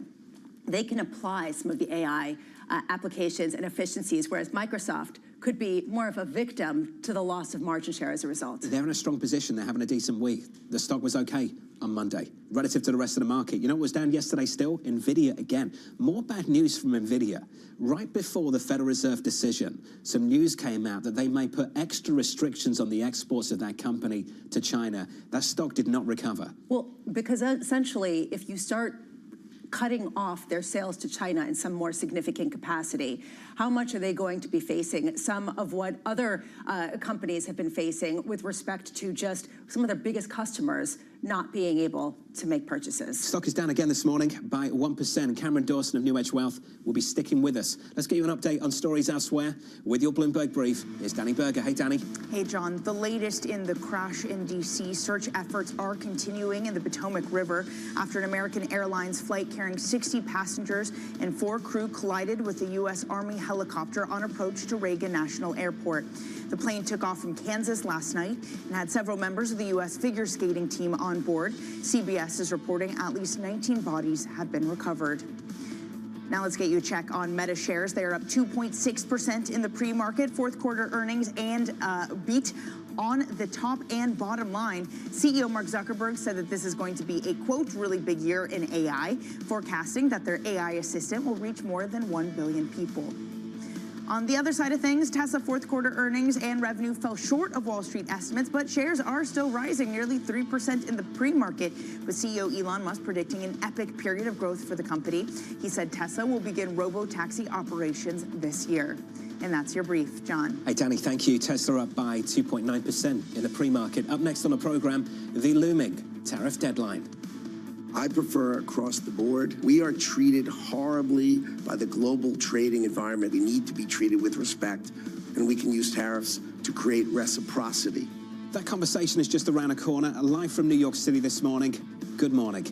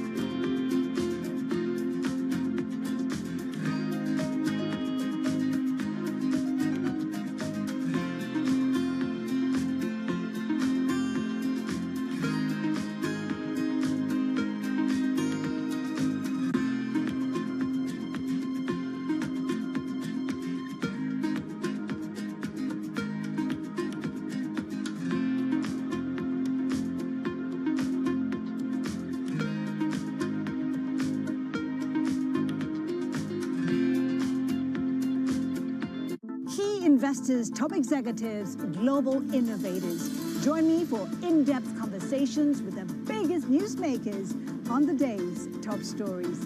Insight with Haslinda Anand, only on Bloomberg. It's the countdown to the market open as we bring you the first trades across Europe. We'll debate the most important stories and what will drive the big investment decisions throughout the morning. I'm Guy Johnson. I'm Kriti Gupta. And I'm Anna Edwards. Join us every weekday morning for the opening trade, live at 7 a.m. here in London. Only on Bloomberg. Context changes everything. Good morning. This is Bloomberg Surveillance. Welcome back to the opening trade. This is Bloomberg Technology. This is the Asia Trade. This is Wall Street Week. Welcome to Balance of Power. This is Bloomberg Television.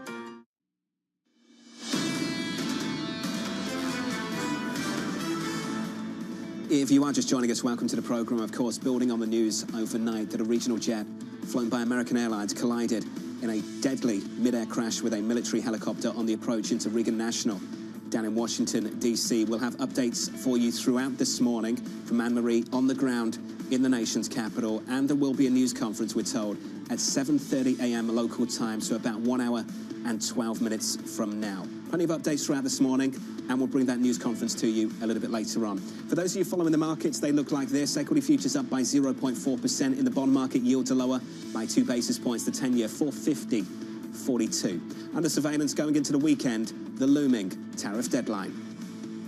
I prefer across the board. We are treated horribly by the global trading environment. They all have higher tariffs, non-tariff trade barriers, and subsidies. They treat us poorly. We need to be treated better. We need to be treated with respect, and we can use tariffs to create reciprocity. A particular product's price may go up, but all of them, this is not inflationary. So here's the latest this morning. Global markets bracing for President Trump's threat of tariffs against Canada, Mexico, and China potentially this Saturday. Cameron Dawson of New Edge Wealth is still with us around the table. So Cameron, we've got a threat of 25% on Mexico and Canada, 10% potentially on China. Europe's going to get it too. There could be a universal tariff. Do you have a working assumption going into the weekend? Well, we think this notion that tariffs aren't inflationary or disruptive because of what happened in 2018 is limited in the sense that 2018 tariffs were so targeted, and they were on certain items, certain things within supply chains that eventually didn't get all the way through to consumers, which just means that if you're talking about blanket tariffs across the board, we think that this could actually be highly disruptive to supply chains, potentially inflationary because of that disruption as people are trying to move things around, which just suggests that this could weigh on growth and inflation in a more meaningful way. That sounds like stagflation. Is that what you'd be expecting? It's definitely a risk. And when you also throw on top of that the potential for the labor force growth to slow down because of immigration, both of these things suggest that a potential upward pressure on inflation, potential downward pressure on growth. The question is, how far do they actually push these through? Tariffs for negotiating purposes are very, very different than tariffs that are pay-fors. Tariffs that are pay-fors because you want to use tariff revenue to offset tax cuts, for example, would have to be far more sweeping, would have to be far more static, meaning once you put them in place, even if people say, hey, well, we're going to be nicer to you going forward, it just means that there is that risk that we have that upward pressure on inflation, downward pressure on growth. I'm glad you mentioned that, what the purpose of some of these tariffs are, how realistic it is that they're going to be deployed. You saw the testimony from Howard Lutnick. He also talked about the 25% tariffs that are set to go on Canada and Mexico on Saturday, saying this is a separate tariff to create action. He was talking about the border. He was talking about fentanyl. He's saying if they comply, there will be no tariff.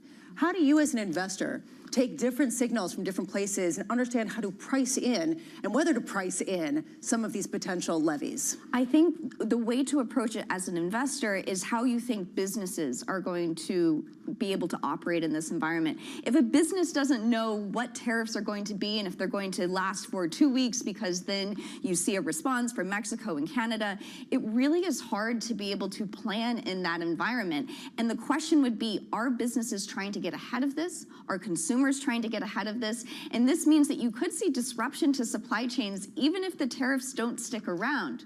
Which is the point that John was making yesterday. I'm totally going to steal from him when he was basically asking, you know, have we reached a point where the auto manufacturers, other than Tesla, are basically uninvestable because of the pipeline from Mexico and how many imports they really have been controlling from that region? Well, auto manufacturers have not necessarily been the most investable companies even without tariffs because they're so very capital intensive and low margin, but it does add that layer of uncertainty. And it is interesting that Tesla calls out tariffs being an uncertainty for them in their earnings report, but I guess at the end of the day, Tesla isn't a car company, it's a state of mind. I'm seller, I agree with that. 100%. I'm a seller of any guidance that is dependent on tariffs. I'm a seller of the guidance from the Federal Reserve. This market was a seller of the guidance from GM. The Bank of Canada didn't even provide any. Anyone providing guidance whether they're dependent on what happens over the weekend and what happens going forward from tariffs, I think you have to take with a very, very big grain of salt. Which is what we're seeing in the market. So at a certain point, just to Cameron's issue here, if you see even the threat of tariffs on a prolonged level, could you see those disruptions to supply chains, disruptions to profitability for specific companies, just simply by virtue of the specter of that happening? So this is a difficult moment in many ways because parts of this market, the valuations might be capped. If you are exposed to the tariff story, some of the automobile makers, the auto manufacturers, the likes of GM, we saw that earlier in the week, and then certain parts of the equity market exposed to the AI story. I think there's a sense that the perceived value has shifted away from maybe the energy plays of the last year or so. Do you think valuations are capped there too? Physical over digital, or digital over physical, really. And I think that that's what the market is coming around to, is that you have had this big surge in optimism that the digital world would drive a lot of physical investment. But even Microsoft said yesterday that they would be moderating CapEx starting in 2026. So if you're starting to see that slow down, it means that your power providers and your infrastructure providers are also going to see growth slow down. So it continues to be this world where we think that there's a very little margin for error in the multiple. You're at 22.3 times forward. That leaves no room for negative news. Doesn't mean you can't go higher. We could go into bubble territory, but you would have to see a spark of speculative fervor to get there. Do you think we did go into bubble territory with certain parts of this market?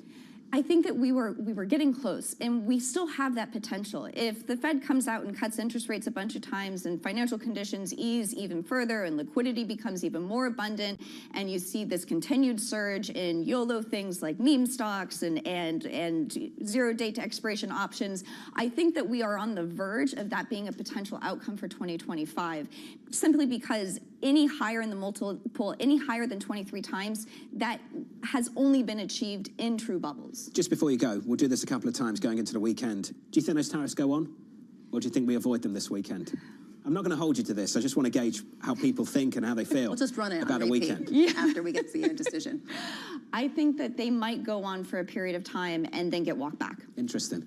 A period of time being? A week. Okay. Cameron Dawson of New Edge Wealth, appreciate it. Sorry to put you on the spot. I just want to understand where this market's at, how complacent we are around this tariff story, if indeed we are complacent about it. Well, the head of Mexico came out and said she really doesn't believe that this is actually going to go into effect, but there is a plan in place for reciprocity should they go into effect. And frankly, Howard Lutnick himself basically dismissing these. So at a certain point, how do you price in something that the own administration is basically saying, look, we're just trying to get a certain kind of outcome and hopefully we'll get it? I don't think we are right now. Futures are up by 0.4% on the S&P. Coming up in just a moment, we'll catch up with George Gianarikas of Canaccord Genuity on earnings from Tesla, which apparently is a state of mind from New York City this morning. Good morning. You're watching Bloomberg TV.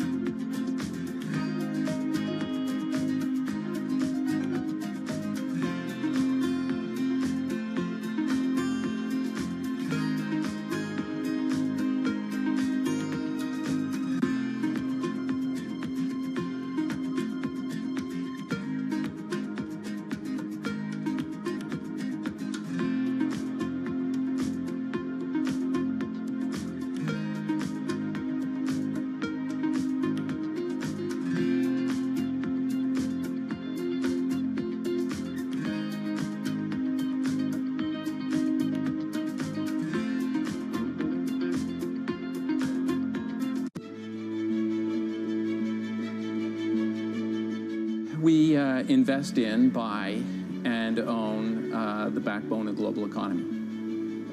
When the water gets delivered to your house, the road you drive on, the pipeline that brings different things to your community, the telecom towers that transmit your phone, the data center, the real estate that you live in. It's what we own and build, so it's really what drives the economy, and you don't often see our name. Is that a good or a bad thing? You know, it's just because we're behind the scenes, but it's big, with $1 trillion of assets almost.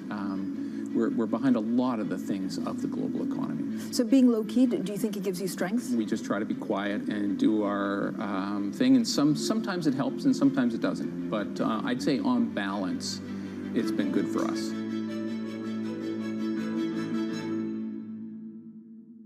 Listen carefully. Can you hear the rhythm in the markets?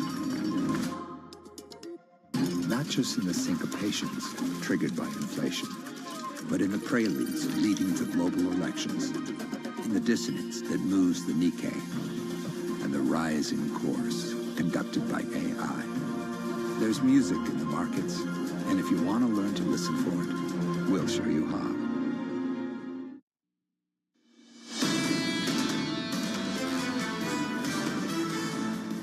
Here's a snapshot of financial markets for you stateside. Equity futures on the S&P up by 0.4%, on the Nasdaq up by 0.6%. Outperformance on the Russell, saved by the news conference.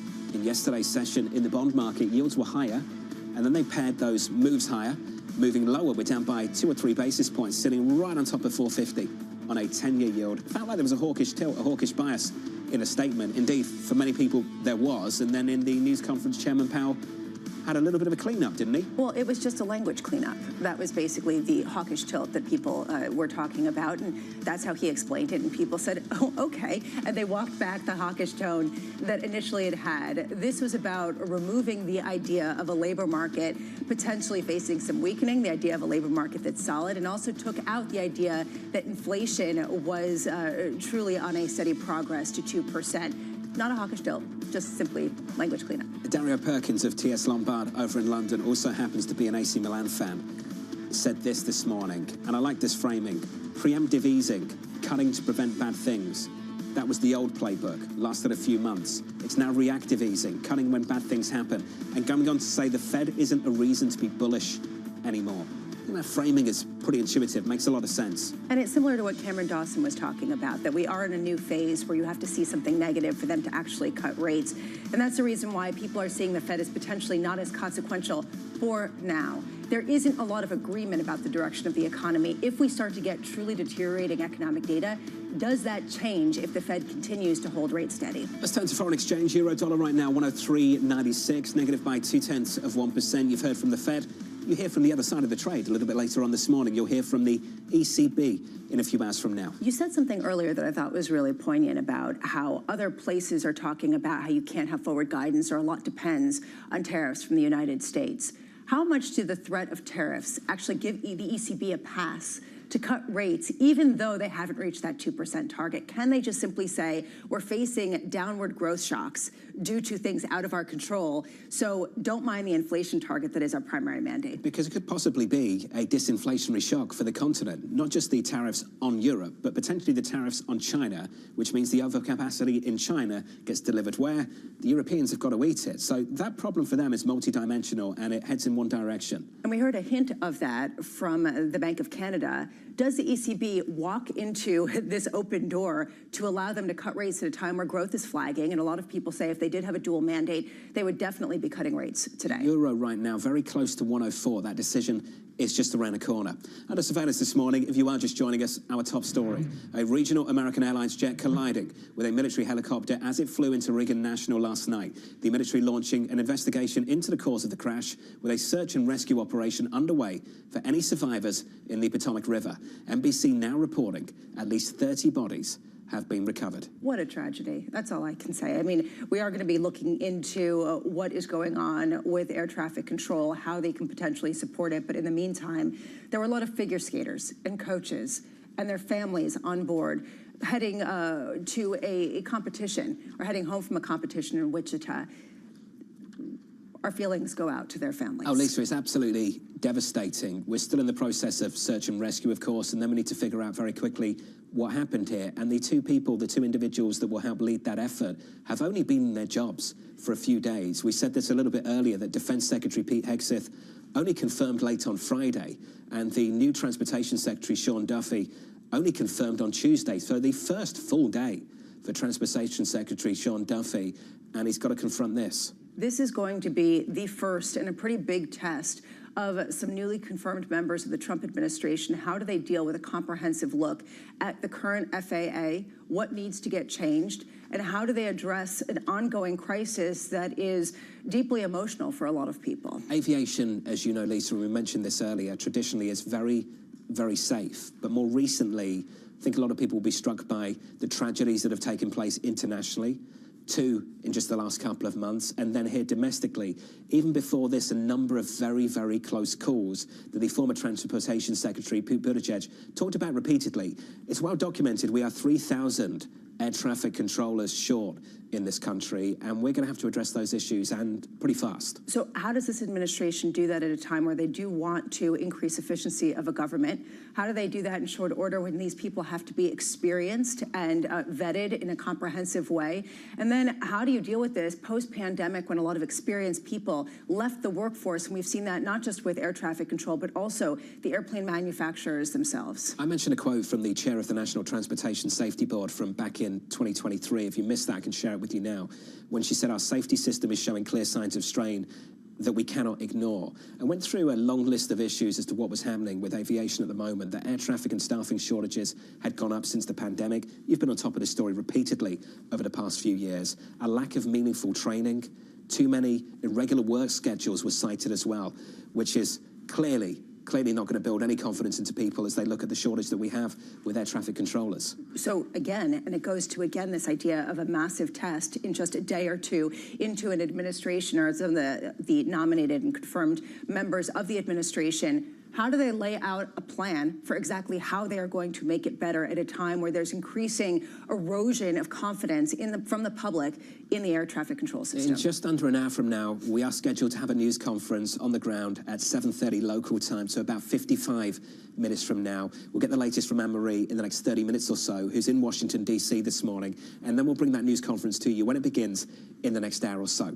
That's the latest on our top story. For financial markets, particularly here stateside, a big focus on big tech earnings, kicking off with Tesla, Meta, and Microsoft. Reporting some mixed results. Tesla and Meta both offering an upbeat outlook for the year ahead. Microsoft predicting slow growth in its cloud computing business as it struggles to build enough data centers to handle AI demand. And I think it's worth pointing out that that sounds like a capacity issue and not a demand issue. Well, that's exactly what my thought was. This should be the right kind of miss, where basically demand is so great, outstripping their potential services, and that is the real hamper to their ability to outperform or even meet expectations. They said that demand remains strong, commercial bookings rising 67%, far ahead of what Microsoft had been expecting. So this goes to this question of a state of mind. And a lot of these tech earnings are going to be, what state of mind can you spin this story forward to deal with the adoption and the software and the practice of AI in normal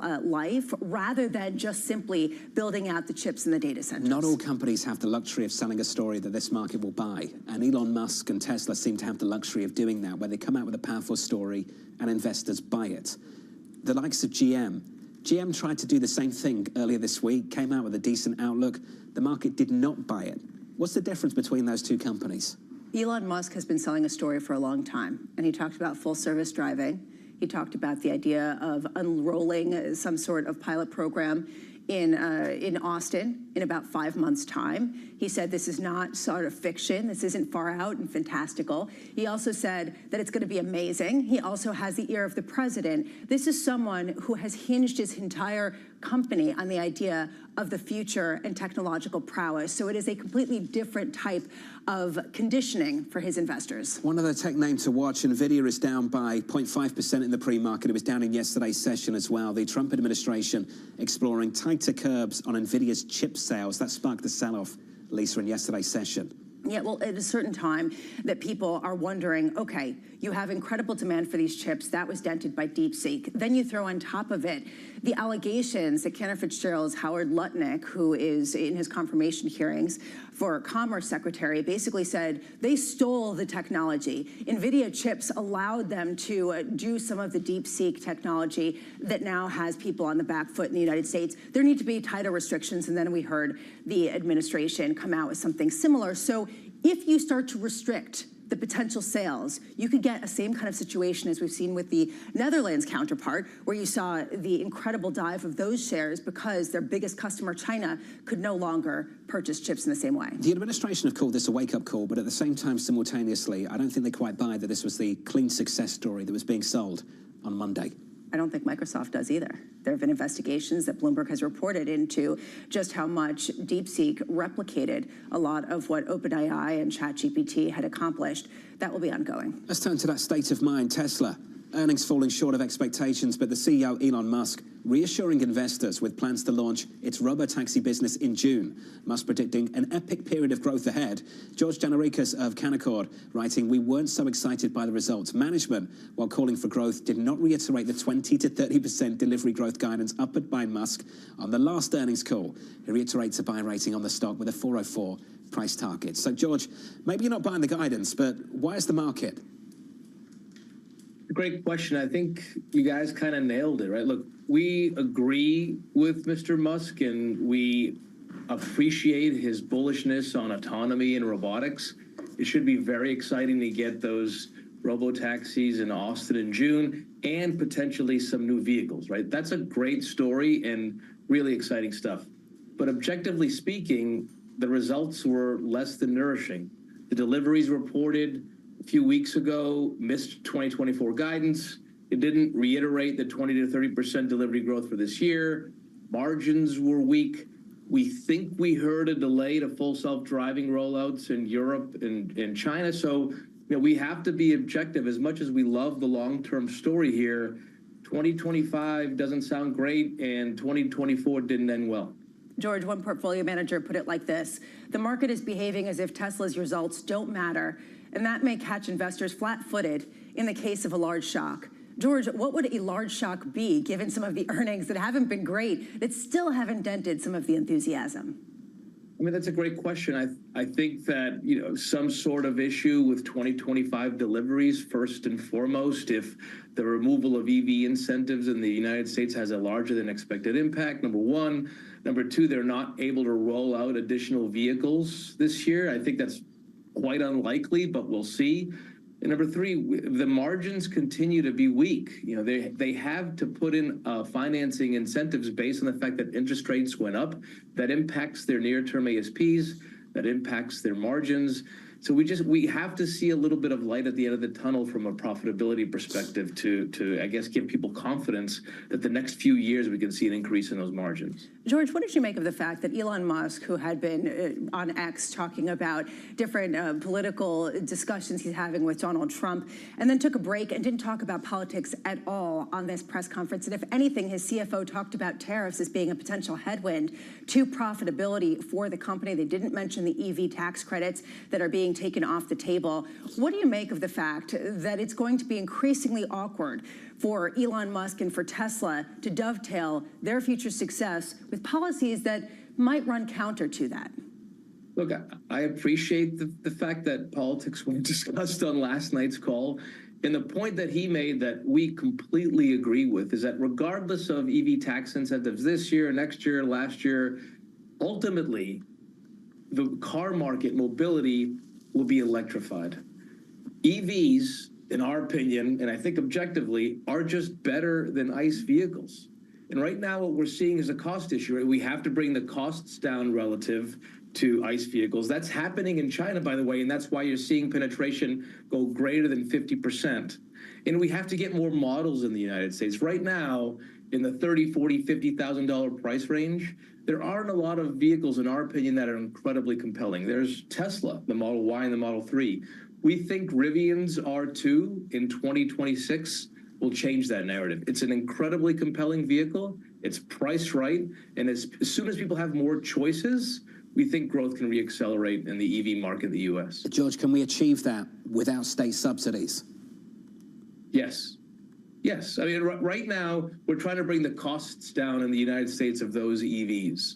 And that's going to happen as we have more vehicles proliferate in the $40,000 to $50,000 range. What's happened in China is proof of that. They have vehicles that are in that range, priced right, and a lot of choice because they've got a lot of EV companies that are incredibly innovative.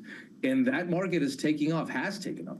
George, appreciate your time and your input. Thank you, sir. George Gianarikas there of Canaccord Genuity, earlier on Cameron Dawson of New Edge Wealth calling Tesla a state of mind. Well, I think a lot of people would agree just simply because if you take a look at the valuations, and I'll give you some numbers, between $500 billion and $600 billion of Tesla's current market cap is based on its EV and energy business. This is according to Evercore ISI. Meanwhile, over at DataTrick, Nick Colas says that 90% of Tesla's share price is tied to what the company might do in the future and not necessarily what it does today. Well, certainly based on the last 24 hours, it's hard to disagree with that. The stock is higher by 2.5%. With an update on stories elsewhere, with your Bloomberg brief, here's Danny Berger. Hey, Danny. Hey, John. We begin with an update of the tragedy in D.C. Defense Secretary Pete Hegseth has announced that the military has launched an investigation into the cause of a deadly mid-air collision between a passenger jet and a Black Hawk military helicopter near Ronald Reagan Washington National Airport. The investigation will focus on determining the cause of the tragedy. NBC News now reporting at least 30 bodies have been recovered. Elsewhere, UPS shares are falling 11% in the pre-market trade. It tempered expectations for a long-awaited rebound this year. The company's core delivery operations are suffering from a long-lasting slump in demand. Average daily package volumes remain below pandemic-era peaks. NVIDIA shares, those are also off this morning, more than 0.5%. The Trump administration reportedly exploring more curbs on NVIDIA chip sales to China. Sources tell us that officials are focused on expanding restrictions for chips used for AI development. NVIDIA argued restrictions push China to become independent of U.S. tech, which will hurt U.S. companies. And that's your brief. John. Hey, Danny, thank you. More from Danny in 30 minutes' time. Up next on the program, big tech earnings underway. Ultimately, anything that drives the cost of Gen AI, inferencing, fine-tuning, reasoning down is good for software because it means that you get greater volumes, you lower barriers to entry, and you create this flywheel effect. The latest on Microsoft and Meta in just a moment, and for UPS, getting hammered in the pre-market. We're down almost 12%. We'll bring you the why in just a moment.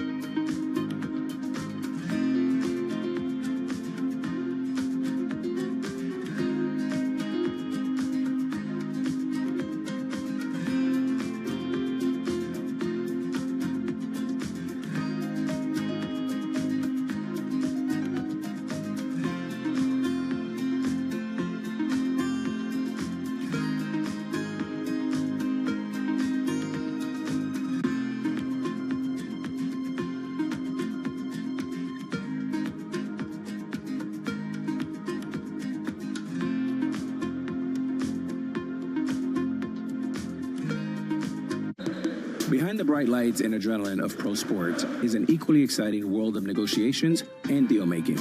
That's what we cover each week on our podcast, The Deal. I love the fact that you have, we say the cojones, I can't say that in Bloomberg. Maybe moxie. Yeah, moxie. I'm Alex Rodriguez, former baseball player turned business executive. And I'm Jason Kelly, a journalist at Bloomberg. Over the next couple months, we'll hear from all-stars like Billie Jean King. Well, what should I learn? What should I do? I said, learn the business. Jay Williams. You're an asset, but how do you become the principal? Paul Rabel. We're going to be the league of digital, and that's why you're going to invest. Adina Friedman. I definitely am competitive.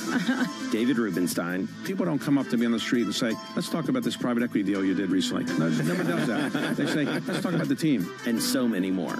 You need a clap? No, I never. Go. Welcome to the world of decentralized finance. Massive outperformance from Bitcoin. Bloomberg is covering all things crypto, the people, the tectonic shift emanating from Washington. All we're looking for is clear rules and an ability to build in the United States. Crypto shouldn't be partisan. The transactions. Really a record-breaking moment. Crypto VC is back. And the technology. It's really the beginning of a global on-chain economy. And if America doesn't embrace it, we're going to be left behind. Bloomberg Crypto, only on Bloomberg. Always on the heartbeat of the tech spread across global markets. The real-time data aspect is going to be important. We're going to bring you expert analysis on that. Sure. Don't miss Bloomberg's interview with the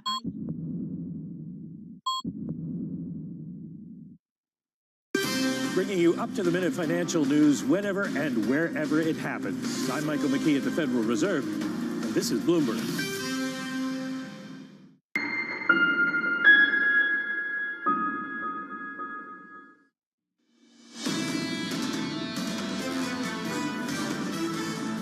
Two names to watch going into the opening bell. Here's one, UPS, it's down by more than 10%. Here's another, Caterpillar, it's down by more than 4%. Not a great outlook from Caterpillar. Could get a whole lot worse, particularly if we get tariffs from the incoming, or rather new, administration. As for UPS, Lisa, share us the why for that move of 10.7% lower. They had a forecast that came in. They expect sales of about $89 billion, which is below the $94.9 billion that Wall Street was expecting. But this is the why. It's because they are reducing volume with Amazon by 50%. This comes after long-running tensions with UPS building out its own logistics empire, and basically both of them mutually agreeing to separate, with UPS looking for higher margins. What's fascinating to me is that in the past, UPS was a bellwether for global growth, for the U.S. consumer. Can it still be considered that, given that this has to do with a shift in market share away from UPS and toward Amazon? Our stock is down in the pre-market by more than 11%. Under surveillance this morning, big tech earnings underway. Overall, the cost curve coming down is a good thing for Microsoft, right? There's the element of the OpenAI relationship and training, but ultimately, anything that drives the cost of Gen AI, inferencing, fine-tuning, reasoning down is good for software, because it means that you get greater volumes, you lower barriers to entry, and you create this flywheel effect whereby the more people use these Gen AI offerings, the more the innovation, the more those net new use cases come about. So here's the latest this morning. Microsoft, Meta, Tesla kicking off big tech earnings with AI very much in focus. Apple reporting after the close later on today. Investors expecting a record performance despite headwinds from China and the company's slow AI rollout. Bloomberg's Mandeep Singh joins us now for more. Mandeep, before we look forward, let's look back just briefly. Big takeaway for Meta and Microsoft yesterday. Well, I think AI is still the story, and with Meta AI saying they will have 1 billion users, even though the monetization is mostly in their ad pricing. That just sounds music to, everyone that's bullish on social media ad spend. And look, they control the market, they have the moat. So from that perspective, everything looked great. They also called out Reality Labs, the $20 billion losses, and how this will be the make or break year. Now, we know they continue to lose $20 billion every year, but if they're going to decide whether they will continue or not, I think that's a positive sentiment in terms of, okay, this won't be a recurring loss going forward. Mandeep, you scrutinize these companies. You watch their earnings calls. You listen to them. Has it always been like this, where essentially the numbers matter less than the vibes that some of the executives put out there? I mean, look, I think with a long-term story like AI, which everyone believes this is transformational, yes, I think your plan of action and the vision really matters. And in this case, the hyperscalers are the ones who have invested the most, who have shown it changed the business. I mean, look at Meta. Like, they're growing top line 20% plus. So this is a very impressive growth number. I mean, yes, they guided soft, but look, there's no doubt that this company is delivering in terms of top-line growth. Meta and Microsoft. Meta doing okay in the pre-market. Microsoft just a little bit softer over the last 24 hours. Apple's up next. David Choi of S&P Global Ratings joins us now for more. David, welcome to the program. Let's talk about Apple. Apple goes through these periods where some analysts start giving up on the name. We've had at least 5 downgrades over the last couple of months alone, and the concern is pretty obvious that there isn't enough here to trigger a big super cycle of upgrades. Now, David, do you take a different view on things? Are you encouraged by what's on offer?